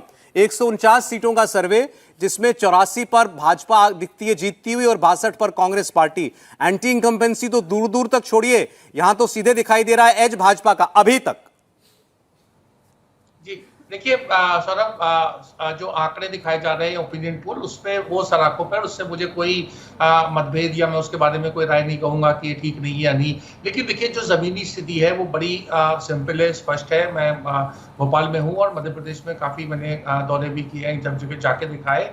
तो शहरों में जरूर, कुछ शहरों में, जैसे भोपाल की आप बात करें या इंदौर है, वहां पर भाजपा की बढ़त नजर आती है और बढ़त है भी, शहरों में भाजपा मजबूत है। लेकिन भाजपा जो है वो कई जो ग्रामीण क्षेत्र हैं वहां पर बहुत कमजोर आती है। और अगर हम उसको जाति उसके स्तर के ऊपर देखें तो जो ट्राइबल और दलित हैं वो कांग्रेस के सब मजबूती के साथ हैं, और जो पिछड़ों की राजनीति जो हो रही है इस समय, जो जनगणना वगैरह में, उसके लेके कांग्रेस ने सेंध लगाई। सबसे बड़ी बात यह है कि जो सिपह सालार है, सिपह सालार गायब है। आप अगर आज भोपाल शहर में आप देखें तो पोस्टर लगे, बड़ा सा पोस्टर में नरेंद्र मोदी जी का फोटो है और उसके बाद एक पतली पट्टी है 11 लोगों की। उन 11 लोगों में आपको खोजना पड़ता है। तो कहाँ है वो जो मामा जिन्होंने इतना सारा काम किया, बुलडोजर मामा कहें या वैसा मामा, जैसा भी मामा का कारनामे जो हमारे फ्रेंड मित्र हर्षवर्धन त्रिपाठी गिना रहे थे, उसके काम की कोई चर्चा ही नहीं कर रही। भाजपा नहीं चर्चा कर रही है, प्रधानमंत्री नहीं चर्चा कर रहे हैं, गृह मंत्री नहीं चर्चा कर रहे हैं। तो एकदम से जो ये शिवराज जी का जो भाजपा ने राजनीतिक रूप से ग्राफ मतलब गिराया है और हटाया है उनको पर्दे से, वो दिखाता है कि भाजपा खुद अपनी जीत को लेके आश्वस्त नहीं है। सर, सिरे में तो आपका असेसमेंट आपने इशारा तो कर ही दिया, खुलकर और बात कर लेते हैं। आपके लिहाज से कांग्रेस पार्टी को कोई दिक्कत नहीं है इस चुनाव में? कांग्रेस पार्टी आसानी से चुनाव निकालेगी? देखिए, ये तो चुनाव रुझान की बात, मतलब अभी जो लोगों का सेंटीमेंट नजर आता है। देखिए, जो विंध्य में पिछली बार भाजपा को बहुत ज्यादा बढ़त हुई थी और कांग्रेस बिल्कुल उसकी वजह से फ्लॉप हुई थी, अब की वहां बिल्कुल उल्टा माहौल नजर आता है। और इसी तरीके से जो ग्वालियर चंबल का क्षेत्र है वहां पे भी काफी बदलाव है। महाकौशल के बारे में फिर मैं कह रहा हूँ ओपिनियन पोल ने कुछ कहा है, लेकिन वो खुद कमलनाथ का इलाका है और कमलनाथ ने देखिए बहुत दिनों से जमीनी मेहनत करी। मेरा अपना आकलन ये था कि जब सरकार उनकी गिरी उसके बाद वो दिल्ली चले जाएंगे और केंद्र मतलब कांग्रेस की केंद्र की राजनीति करेंगे, लेकिन वो जमे रहे। उन्होंने बहुत ज्यादा मेहनत करी है जमीनी स्तर पर। हर कोई भी देखिए इस वक्त कांग्रेस में कोई बगावत का वो नहीं है कि टिकट को लेकर के मारा मारी है, जिस तरह का कांग्रेस का कल्चर है। ठीक है सर, ऐसा कुछ नहीं हो रहा है। तो उनकी तैयारी बड़ी जबरदस्त है। अब ये तैयारी सीटों में कब कन्वर्ट होगी, कैसे दिखाएगी, लेकिन मुझे लगता है कि कांग्रेस का भाजपा से जो यहाँ बिल्कुल इसका उल्टा होगा, मतलब 20-22 सीटें कांग्रेस की ज्यादा होंगी। बताइए भावेश, ये उनकी राय है। बिल्कुल सही है, बहुत वरिष्ठ हैं और बहुत चीज़ों को गौर से देखते हैं। मैं उनकी 2-3 बातों से एग्री करता हूं और बहुत सारे बातों से डिसएग्री करता हूं, जिसमें उन्होंने कहा कि जाति जनगणना। देखिए, मैं जनरली कोई भी बड़ी इशू आती है तो उसको देखता हूँ कि उसकी प्रतिक्रिया क्या होती है, ठीक है ना। जैसे आपको याद होगा कर्नाटका में जो बजरंगबली का इशू हुआ था, तो उसमें मैंने कहा था कि बीजेपी को इससे प्रतिक्रिया स्वरूप इसमें नुकसान होगा। जातीय जनगणना की वजह से मध्य प्रदेश, जैसे संजय सर ने कहा कि वहाँ पे कोई असर नहीं है, लेकिन असर है। असर क्या, उसका नेगेटिव इम्पैक्ट है। 105 ऐसी सीटें जहाँ पे जनरल कास्ट वहाँ पे वोट करती है और वो डिसाइडिंग फैक्टर होते हैं बहुत सारी, 105 लगभग सीटों पे। उन सीटों पे असर है। आपको याद होगा 2018 में SC/ST वाला जो इशू हुआ था, उसके वजह से बीजेपी कई सारी सीटें हारी थी, वो सवर्ण पूरी तरह बीजेपी के खिलाफ हो गई थी। बिल्कुल। तो ये जो 100-105 की सीटें उस पर असर दिखेगा जातीय जनगणना के। ठीक है, जातीय जनगणना के सपोर्ट में बहुत सवर्ण वोट या जिसको हम फॉरवर्ड वोट कह देते हैं, आप कह रहे हैं इस चुनाव में वो बीजेपी की तरफ और आएगा? बिल्कुल आएगा। जो डिस्ट्रैक्ट हुए हैं पिछले, जो 18 में और ज्यादा कंसोलिडेट होंगे, बिल्कुल वो और ज्यादा होंगे। तो एक फैक्टर ये। दूसरी बात आप देखेंगे कि इस चीज को लगभग कमोबेश सभी मानते हैं कि शिवराज सिंह जो सीएम है उनके खिलाफ बहुत ज्यादा एंटी इनकम्बेंसी नहीं है। जब बहुत ज्यादा एंटी इनकम्बेंसी नहीं है, आप देखिए 17 साल से उनके खिलाफ कोई करप्शन का चार्ज नहीं है। उसके बाद आप देखें कोई परिवारवाद का आरोप भी उन पे नहीं लगता। बहुत सारे ऐसे जिसमें वो बहुत अलग होते हैं। दूसरी आप देखें, जब जातीय जनगणना की आप बात करोगे, आपने कांग्रेस का लिस्ट देखा है, कांग्रेस का लिस्ट देखिए, उसमें से 144 जो सीटें डिक्लेयर हुई थी, उसमें 54 के आस 52 के आसपास सवर्ण को उन्होंने टिकट दिया। कितने ओबीसी को उन्होंने टिकट दिया है। तो ये सब सारे फैक्टर मैटर करता हूँ, जनता भी जानते हैं इन चीजों को। एक आपकी बात पर जवाब देना चाह रहे हैं राशिद जी। राशिद साहब,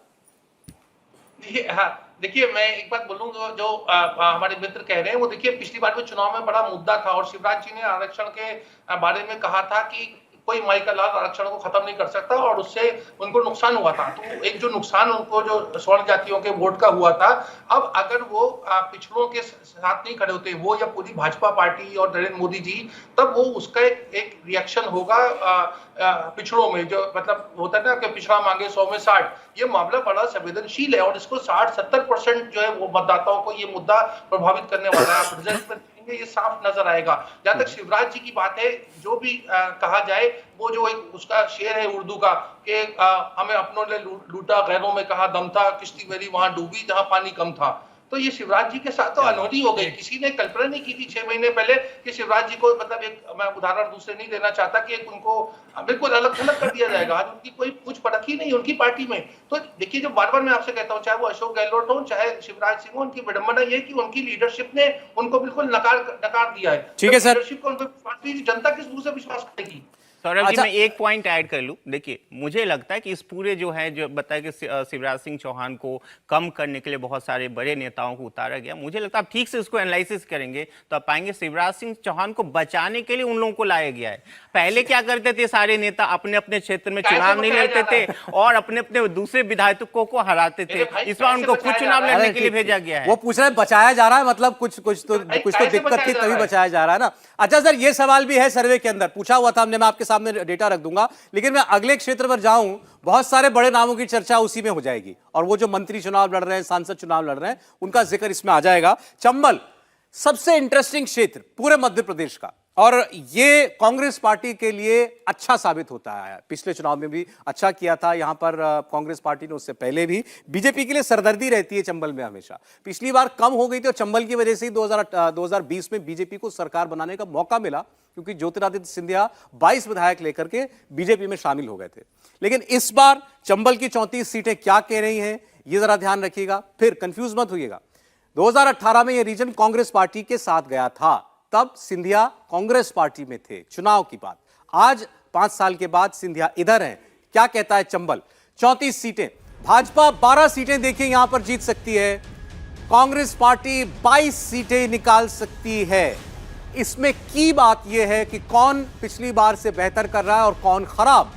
बीजेपी 5 सीटें जोड़ रही है, बीजेपी 5 सीटें 2018 से बेहतर कर रही है। कांग्रेस पार्टी को 4 सीटों का नुकसान हो रहा है, यानी ज्योतिरादित्य सिंधिया का जाना भारतीय जनता पार्टी में बीजेपी के लिए फायदे का सौदा साबित हो रहा है। चंबल रीजन में कांग्रेस पार्टी को उसका नुकसान उठाना पड़ रहा है। 4 सीटें कम हो रही हैं कांग्रेस पार्टी की, 1 अन्य की, और ये 5 सीटें जुड़ती हुई भारतीय जनता पार्टी के खाते में हमें सीधे दिखाई दे रही हैं। तो चंबल में कुछ कह सकते हैं बीजेपी ने नुकसान कम करने की कोशिश की है इस बार। यहां से नरेंद्र सिंह तोमर केंद्रीय कृषि मंत्री, उनको चुनाव में उतारा जा रहा है। नरोत्तम मिश्रा गृह मंत्री, वो यहां से चुनाव लड़ते हैं। ज्योतिरादित्य सिंधिया चुनाव लड़ेंगे या नहीं लड़ेंगे, लेकिन ग्वालियर राजघराने के महाराजा होने के नाते भी उनका एक प्रभाव है, और ज्योतिरादित्य सिंधिया का अपना बीजेपी और ज्योतिरादित्य सिंधिया का वोट जो है वो मिलकर ऐड होता है बीजेपी के खाते में। तो ये सवाल जो है हमने पूछा था अपने इस सर्वे के दौरान कि ये मंत्री सांसद लड़ाने का दाव ये बीजेपी को फायदा देगा या नहीं, इसका जवाब भी आप जनता ने क्या दिया है देख लीजिए। 53% लोगों का मानना है कि इससे बीजेपी को फायदा होगा, बीजेपी को नुकसान होगा, ऐसा 37% लोग मानते हैं। 10% लोगों का कहना है कि इससे कोई फर्क नहीं पड़ता। ज्यादातर लोगों का मानना है कि ये जो बीजेपी ने कार्ड चला केंद्र के मंत्री और सांसदों को लड़ाने का, इससे भारतीय जनता पार्टी को मुनाफा होने जा रहा है। लेकिन चंबल में बीजेपी अभी भी पीछे है कांग्रेस से, लेकिन 18 की तुलना में बेहतर। ये क्या संकेत है चंबल का, हर्षवर्धन जी? देखिए, इसको क्योंकि थोड़ा सा कठिन वाला मसला है। 18 में कांग्रेस जीती, ज्योतिरादित्य सिंधिया विधायक लेके चले गए, फिर उपचुनाव हुए और वो जीते। अब सवाल ये है कि क्या ज्योतिरादित्य सिंधिया के विधायक, यानी जो आए हुए थे, जिनको टिकट मिला या मिलेगा, दूसरा जो भारतीय जनता पार्टी नरेंद्र सिंह तोमर को दिमनी से लड़ा दे रही है, ये दोनों मिलाकर इतना नहीं हो पा रहे हैं कि कांग्रेस को आधा काट पाएं। अगर नहीं काट पा रहे हैं तो मैं ये कहता हूं कि इसका मतलब ज्योतिरादित्य सिंधिया का जो प्रभाव होना चाहिए था, जिस वजह से वो भारतीय जनता पार्टी में आए, फौरी उन्होंने सरकार बनाई, 3.5 साल उन्हीं की वजह से सरकार चली, लेकिन आज जो दिखना चाहिए था वो नहीं दिखा। नंबर 1। नंबर 2 ये, क्या नरेंद्र सिंह तोमर अनमने हैं? क्या अभी भी वो विधानसभा का चुनाव लड़ने के लिए पूरी तरह से तैयार नहीं है? और ये वो क्षेत्र है जो भारतीय जनता पार्टी के लिए एक तरह से कहें कि सबसे कठिन जगह है। उस कठिन जगह ने भाजपा की सरकार नहीं बनने दी थी, इसी कठिन जगह की में अदला बदली की वजह से सरकार बनी थी।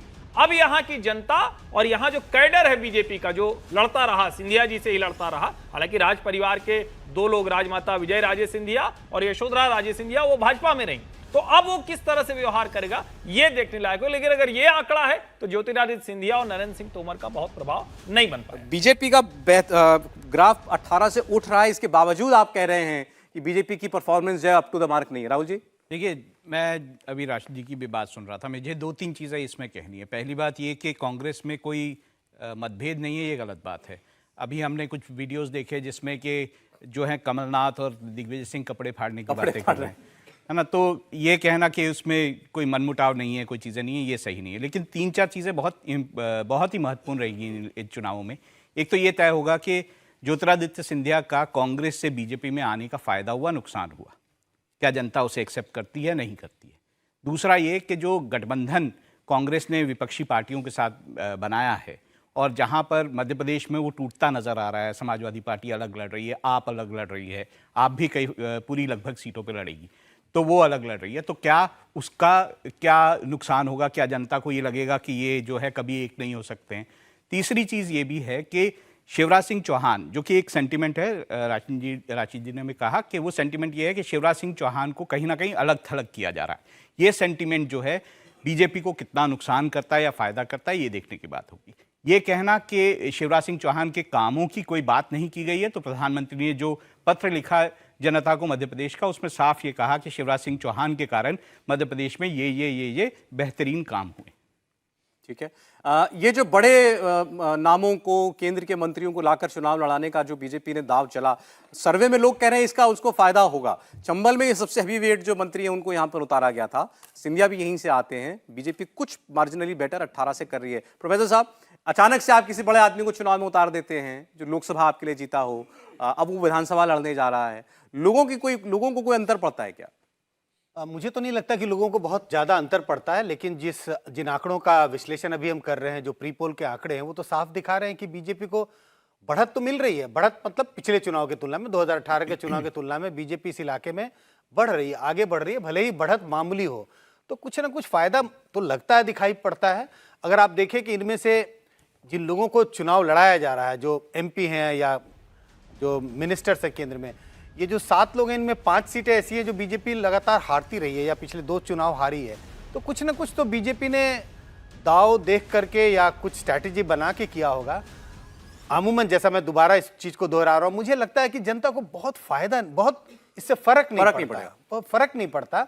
लेकिन कुल मिला के मुझे लगता है, मैं सर्वे के आंकड़ों के समर्थन में खड़ा दिखाई पड़ूंगा, मुझे लगता है कि बीजेपी को इससे फायदा होगा, नुकसान नहीं होगा। और दूसरा जिसकी बात हो रही है, दूसरे फैक्टर की, शिवराज सिंह चौहान को थोड़ा सा शैडो में रखने का जो बीजेपी ने इस बार फैसला किया, बहुत ज्यादा इनकी बात मत करो, बहुत ज्यादा चर्चा में मत लाओ शिवराज सिंह चौहान का नाम, इसलिए बाकी लोगों के नाम जो है वो आए चर्चा में, उन पर बात होने लगी। ये क्या ये स्ट्रैटेजी लग रही है? देखिए सौरभ, मुझे आज तक या मैंने कभी इस बात का जिक्र नहीं किया या मुझे कभी नहीं लगा कि वहां कोई बड़ी स्ट्रॉन्ग एंटी इनकम्बेंसी है। एंटी इनकम्बेंसी मुझे दिखाई नहीं पड़ती है, शिवराज सिंह चौहान से कोई नाराजगी दिखाई नहीं पड़ती है।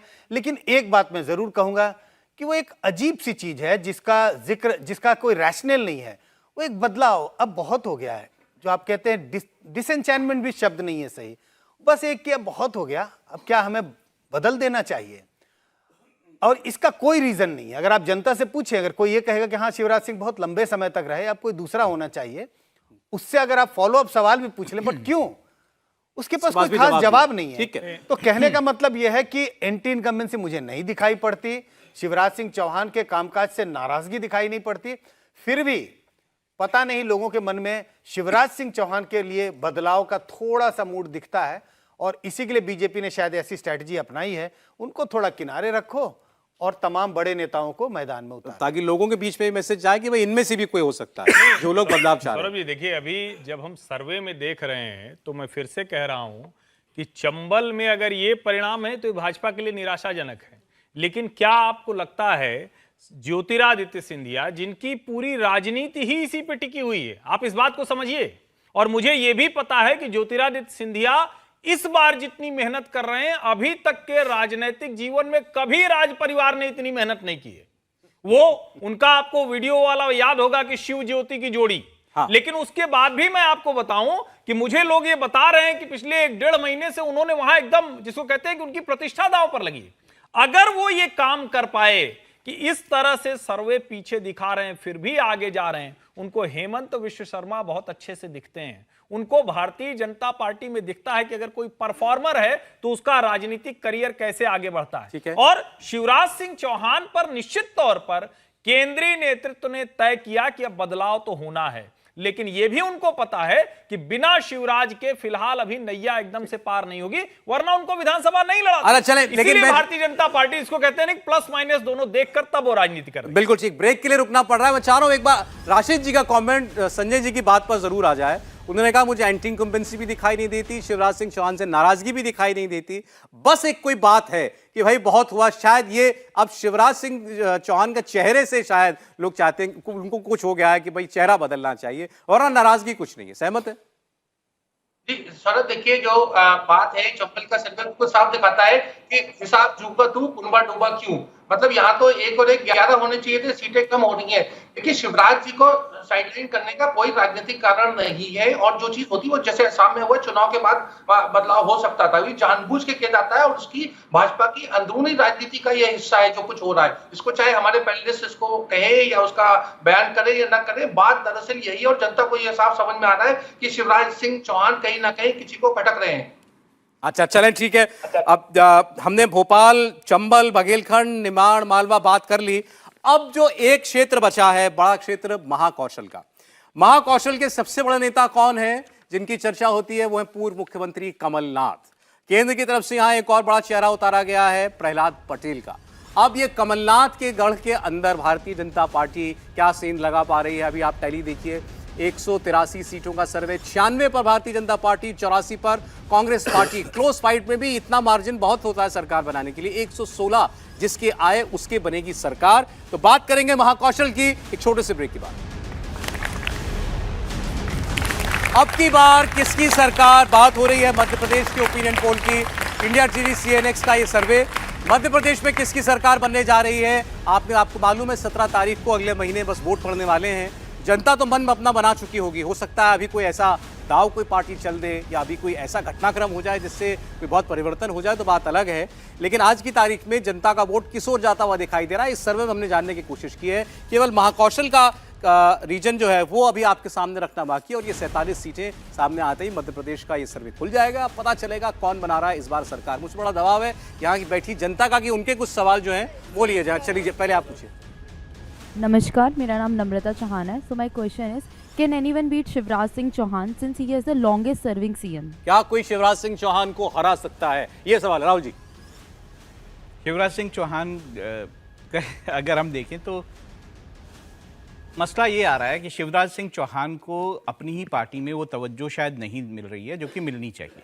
अगर किसी व्यक्ति ने आपको इतने सारे चुनाव जिताए हैं और वो एक ऐसा चेहरा है कि जो मासेस में, लोगों में अगर वो एक्सेप्टेबल है, ऐसे में उस चेहरे को मुख्यमंत्री के तौर पर ना खड़ा करके ये कहना कि हमारी तरफ से केंद्र के कई सारे जो नेता हैं वो चुनाव लड़ेंगे और उसके बाद चीज़ें तय होंगी, अपने आप में ही एक ऐसा इशू है जो कि जनता में किस तरह से काम करेगा ये देखने वाली बात होगी, क्योंकि जनता इसे बहुत अच्छे से, हो सकता है मध्य प्रदेश की जनता इसे बहुत अच्छे से ना ले। एक सवाल और बोलिए। नमस्कार सर, मेरा नाम नव्या मोंगा है। मेरा क्वेश्चन ये है कि आपको क्या लगता है कि कांग्रेस पार्टी ऐसा और क्या कर सकता है अपने आप को और ट्रस्टवर्दी दिखाने के लिए ताकि लोग उनको वोट करें? कांग्रेस पार्टी पर लोग और भरोसा करें इस चुनाव में, ऐसा वो क्या? वो तो गारंटी दे चुके हैं ऑलरेडी, तो गारंटी तो बहुत होती है। आपको लग रहा है कि अभी लोग भरोसा नहीं कर रहे हैं? नहीं सर, लाइक बीजेपी के कंपैरेटिवली तो नहीं कर रहे हैं लोग। ऐसा आपको लगता है? यस। चलिए ठीक है, तो ये जनता की कुछ राय थी। अब मैं सीधे आपके सामने वो आंकड़े रख देता हूं महाकौशल के, ताकि सस्पेंस हम खत्म करें। 47 सीटें महाकौशल की। महाकौशल जहां पर है छिंदवाड़ा, कमलनाथ जहां से चुनाव लड़ने जा रहे हैं, पूर्व मुख्यमंत्री जहां से आते हैं। यहां कांग्रेस पार्टी ने पहले भी बेहतर किया था, इस बार भी अच्छा कर रही है कांग्रेस बीजेपी से। देखिए 26 सीटें कांग्रेस पार्टी जीतती हुई दिखाई देती है महाकौशल के इस क्षेत्र में। भारतीय जनता पार्टी 19 सीटें। बीजेपी का ये ग्राफ पिछली बार की तुलना में 1 सीट नीचे आया। पिछली बार 20 सीटें थी, इस बार 19 रह सकती है।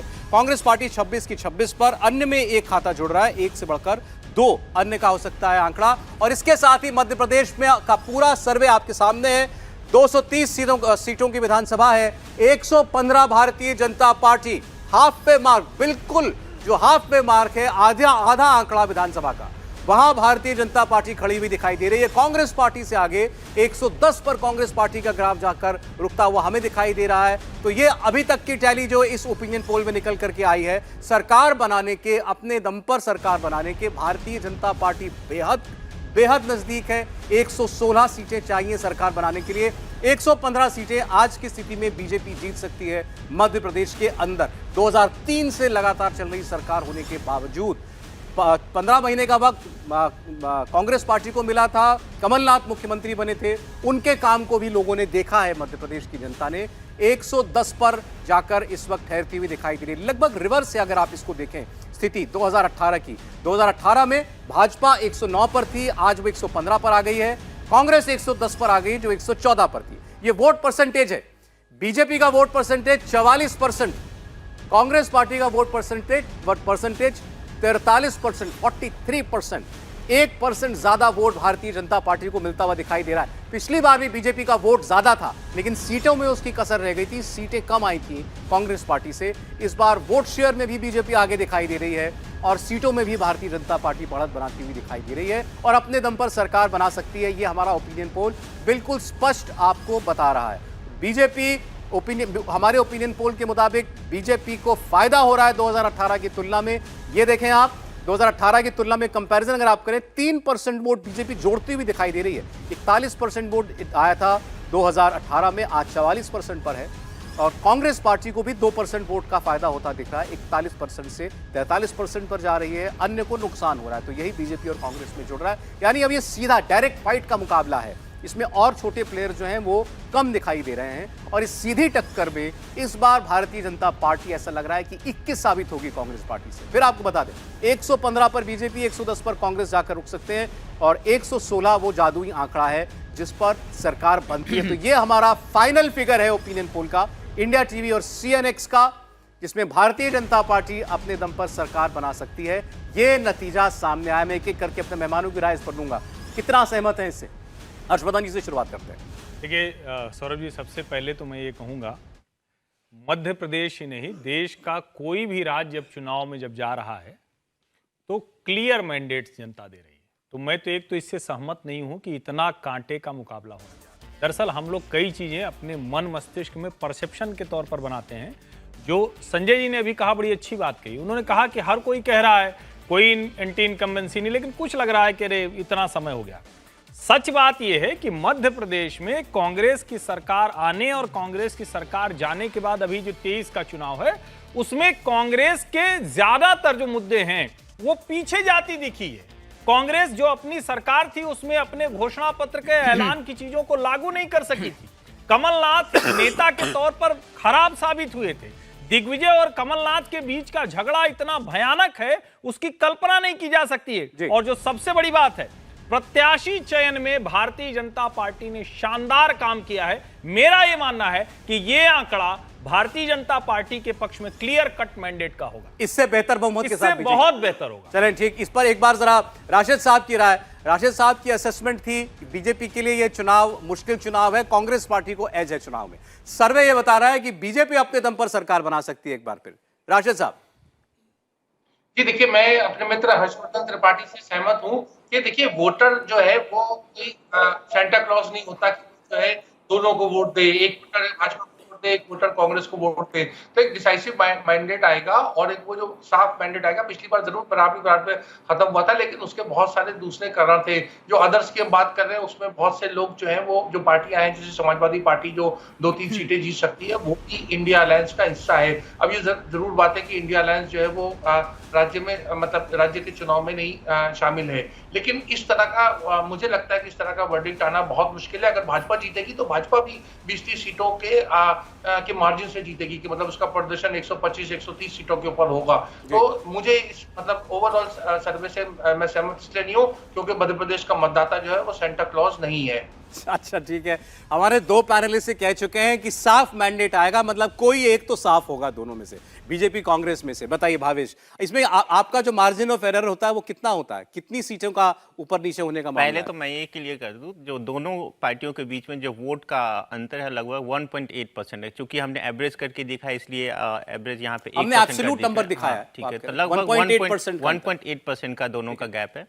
तो अब जहाँ तक मार्जिन ऑफ एरर की, तो लगभग 3% रहता है। हम अमूमन सभी सेफोलॉजिस्ट इस चीज़ को मानते हैं। अब देखिए जहाँ पे इस पूरे 3% मतलब कितनी सीटें? 20 सीटें के आसपास 20 सीटों में खेल तो यहाँ तो पर वो सारा खेल डिपेंड बदल करता है, जाएगा। पर वो डिपेंड करता है कि वो 3% स्विंग किधर से हो रही है। वो नहीं, अब यदि बीजेपी को 3% वोट यदि एक्स्ट्रा भोपाल से मिलते हैं तो उसका कोई ज्यादा फायदा नहीं होगा। ठीक है।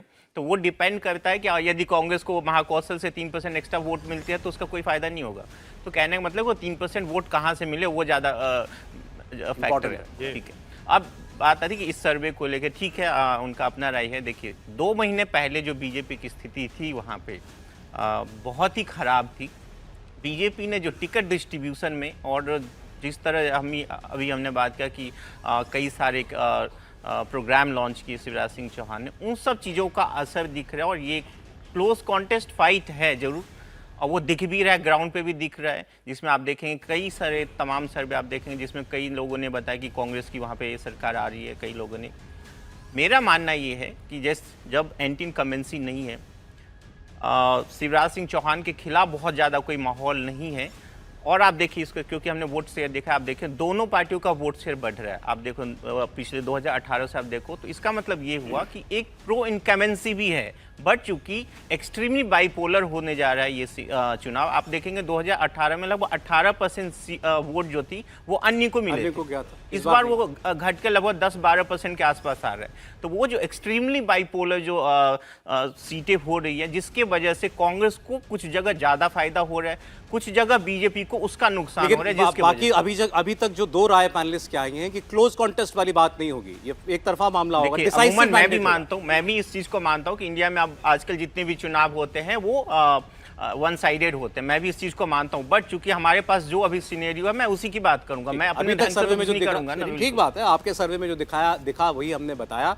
अब चूंकि शिवराज सिंह चौहान की इतनी बात हुई है और जाहिर है कि वही सरकार का चेहरा रहे, तो उनके नाम पर लोगों की राय क्या आती है, ये सीधे सीधे रखना चाहिए या कमलनाथ मुख्यमंत्री रहे, तो कौन है बेहतर मुख्यमंत्री, कौन साबित हो सकता है सबसे अच्छा मुख्यमंत्री, ये सवाल था।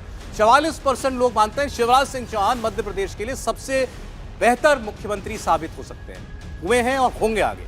39% लोगों को लगता है कमलनाथ को मौका मिलना चाहिए, मुख्यमंत्री से जो अपेक्षित है वो कमलनाथ करते हैं। ज्योतिरादित्य सिंधिया को सीएम के तौर पर 9% लोग देखना चाहते हैं और दिग्विजय सिंह को 2%। तो इससे भी साफ है ये इस दौड़ में केवल 2 ही लोग शामिल हैं, शिवराज सिंह चौहान और कमलनाथ, और उसमें कम से कम 5 परसेंटेज पॉइंट से शिवराज सिंह चौहान कमलनाथ से आगे दिखाई दे रहे हैं। पहली पसंद लोगों की मुख्यमंत्री के तौर पर वो शिवराज सिंह चौहान दिखाई दे रहे हैं। और मामला जहां तक वोट की बात है, 1.8% वोट का गैप बीजेपी और कांग्रेस में, बीजेपी आगे। और सीटों में आप देख रहे हैं 5 सीट का अंदर भारतीय जनता पार्टी 115, 100 पर कांग्रेस। ये हमारे सर्वे की राय। राहुल जी, देखिए, जब ये बात साफ हो गई है कि मध्य प्रदेश में कोई लहर नहीं है किसी पार्टी की तरफ, ना बीजेपी की तरफ है ना कांग्रेस की तरफ है। अब कांग्रेस बहुत कॉन्फिडेंट दिखती है कि वो मध्य प्रदेश में अच्छा करेगी। बीजेपी ने अपनी पूरी ताकत झोंकी है, उन्होंने एमपीज़ को, अपने सांसदों को वहाँ उतारा है, अपने मंत्रियों को वहाँ पे चुनाव में उतारा है, पूरी ताकत से वो वहाँ चुनाव लड़ रहे हैं। तो ऐसा क्यों लगता है कि एक क्लोज कॉन्टेस्ट नहीं होगा? ये एक क्लोज कॉन्टेस्ट होगा मध्य प्रदेश में, और मुझे लगता है कि बहुत एक सीट को लेकर और थोड़े थोड़े वोटों के अंतर पर ही सीटें जीती जाएंगी। ये इसी पर ये कि क्लोज कॉन्टेस्ट और मैंने, ये तो कोई नहीं कह सकता किसको कितना वोट मिलेगा किसी चुनाव में, कितनी सीटें मिलेंगी। हाँ, ये है बात कि हमने ये ट्रेंड देखा है पिछले 10-1 साल में कम से कम, और स्टेट असेंबली इलेक्शंस में भी, कि जनता तय कर देती है कि भाई इसको मौका मिलना चाहिए, इस पार्टी को या इस नेता को। लेकिन ये कोई हमारे लिए कोई थंब रूल नहीं है, या इस बार जनता ने तय कर दिया, भारत में ऐसा कोई विधान तो नहीं है। प्रोफेसर साहब, नहीं, आपने सवाल भी पूछा और उत्तर भी दे दिया। सचमुच ऐसा कोई थंब रूल है ही नहीं है कि पिछले 5 साल में लगातार क्लोज इलेक्शंस नहीं हो रहे हैं, इसी के लिए ये भी क्लोज नहीं होगा। तो ऐसा कोई थंब रूल नहीं है। जो आंकड़े जिसका विश्लेषण अभी किया जा रहा है उसके हिसाब से तो ये लग रहा है कि क्लोज कंटेस्ट है। और कई वोट परसेंटेज को देख लें, सीटों को देख लें, तमाम जो सवाल हैं उस पर जो ओपिनियन है लोगों का उसको देखें, जिस तरह से बटे हुए हैं ओपिनियन, इन सब को देखते हुए तो ये लगता है कि मध्य प्रदेश क्लोज कंटेस्ट की ओर बढ़ रहा है। अब क्लोज कंटेस्ट 2 नज़रिए से देखा जा सकता है। वोट ऐसा तो कहें तो अगर हिमाचल भी क्लोज कंटेस्ट था, भले ही सीटों का अंतर बहुत हो गया क्योंकि first pass the post electoral system है, क्लोज कंटेस्ट हिमाचल भी था। तो ऐसा नहीं है कि तमाम चुनाव जो पिछले दिनों हमने देखा वो वन साइडेड चुनाव है और उसके आधार पर हम ये निष्कर्ष निकाल लें कि मध्य प्रदेश के जो आंकड़े आज दिखाई दे रहे हैं, ये तो आज के अनुमान है, दर्शकों को ये बताना चाहिए। चुनाव के दिन भी यही होंगे इसका भी कोई फोरकास्ट नहीं है, या बिल्कुल एक तरफा हो जाएगा। लेकिन अगर बात कहनी हो तो मुझे लगता नहीं है कि बहुत एक तरफा होने की गुंजाइश दिख रही है, क्योंकि कोई लहर नहीं है। राहुल जी जिसका जिक्र कर रहे हैं, कोई लहर दिखाई नहीं पड़ती है। और कुछ अनहोनी हो जाए अगले 2-3 वीक में, कुछ ऐसी बड़ी घटना घट जाए, लहर पैदा हो जाए, तब कुछ कह नहीं सकते।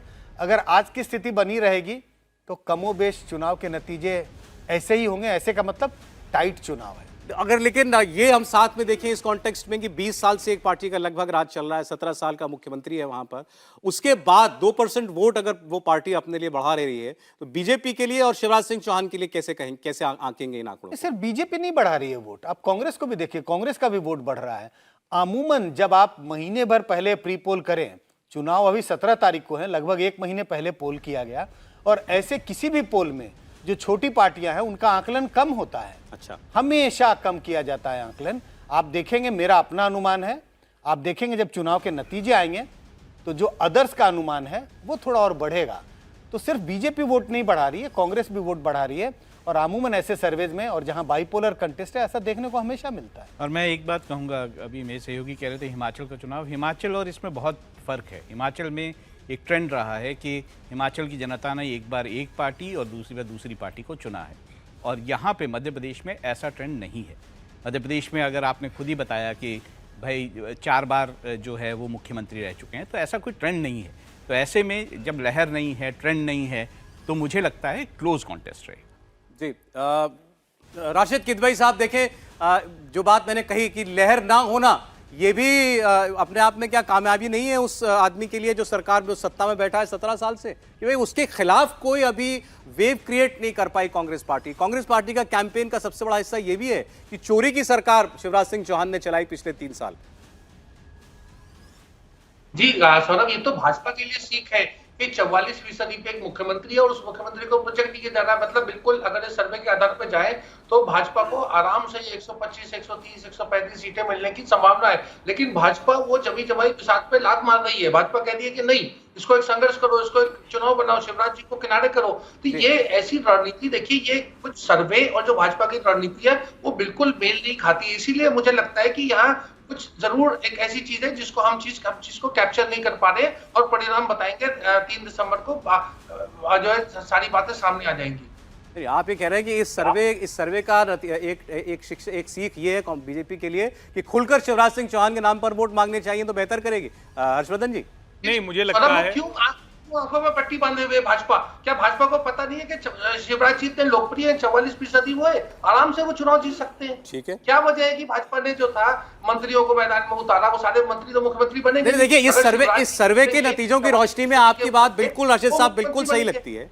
अगर सबसे लोकप्रिय सीएम की चॉइस शिवराज सिंह चौहान है, आपकी पार्टी वोट भी अपना बढ़ा रही है, बेहतर कर रही है, गैप भी बढ़ा रही है सीटों में भी और वोट में भी, तो शिवराज सिंह चौहान को क्यों दरकिनार कर रखा है? खुलकर शिवराज सिंह चौहान को के नाम पर, उनके काम पर, उनके चेहरे को आगे रखकर वोट मांगना चाहिए कि यही हमारे अगले मुख्यमंत्री होंगे।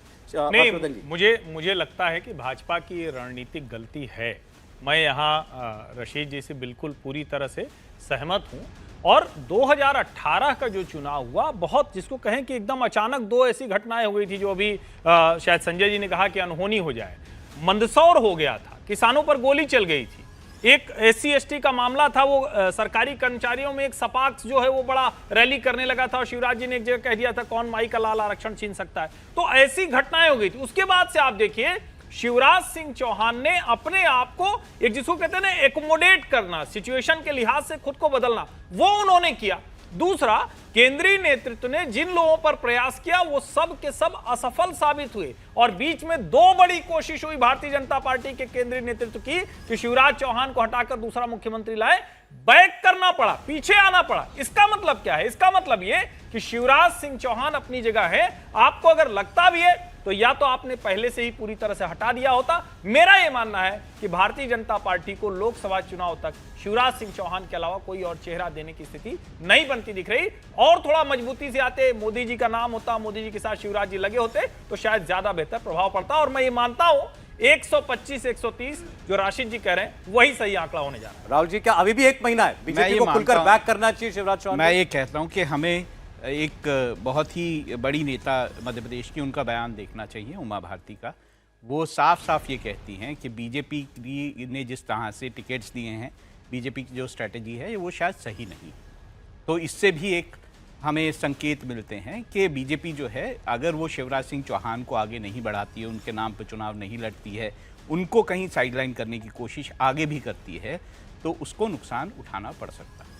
अब चूंकि अभी ये सर्वे एक हुआ है, अब चुनाव के बीच में भी गैप है, एक सर्वे और जो है एक भावेश लाइन आपके लिए सौरभ जी। लेकर के आएंगे। बस उमा जी के बारे में ये कह दूं, उमा जी को पार्टी ने इतने टेंट्रम्स के बाद भी जितना कुछ दिया है ना, वो वहां 2003 में मुख्यमंत्री बनी, और मैं फिर से याद दिला दूं कि उनको तो रायबरेली से सोनिया जी के खिलाफ चुनाव लड़ने को कहा गया, तो उन्होंने कहा नहीं नहीं हम बड़े नेता हैं, झांसी से भी लड़ेंगे, रायबरेली से भी लड़ेंगे। तो उनकी बात तो उनकी अपनी नाराजगी है, क्या चाहती है बड़ा सवाल। क्योंकि भावेश ने कहा कि 2 महीने पहले भारतीय जनता पार्टी की स्थिति ऐसी नहीं थी, भारतीय बीजेपी कांग्रेस से पिछड़ती हुई दिखाई दे रही थी, यानी अपवर्ड ट्रेंड बीजेपी का आपको दिखाई दे रहा है। बिल्कुल, जो बीजेपी ने जो रणनीति अपनाई है टिकट डिस्ट्रीब्यूशन में, जैसे हमने आप पूरे एनालाइज कीजिए पूरे टिकट डिस्ट्रीब्यूशन को, तो बीजेपी जैसे बड़े बड़े नेताओं, उनको ऐसा नहीं सेफ सीट किसी को नहीं दिया। आप देखिए जैसे दिमनी को लेके, जैसे नरेंद्र सिंह तोमर की सीट को लेकर चर्चा हो रही है, उनको वो सीट दिया जो बीजेपी लगातार 3 बार से चुनाव हार रही है वहाँ पे। तो बीजेपी की रणनीति साफ है कि जो उन सीटों पर बड़े नेताओं को उतारा है जहाँ पे उनकी स्थिति कमजोर है,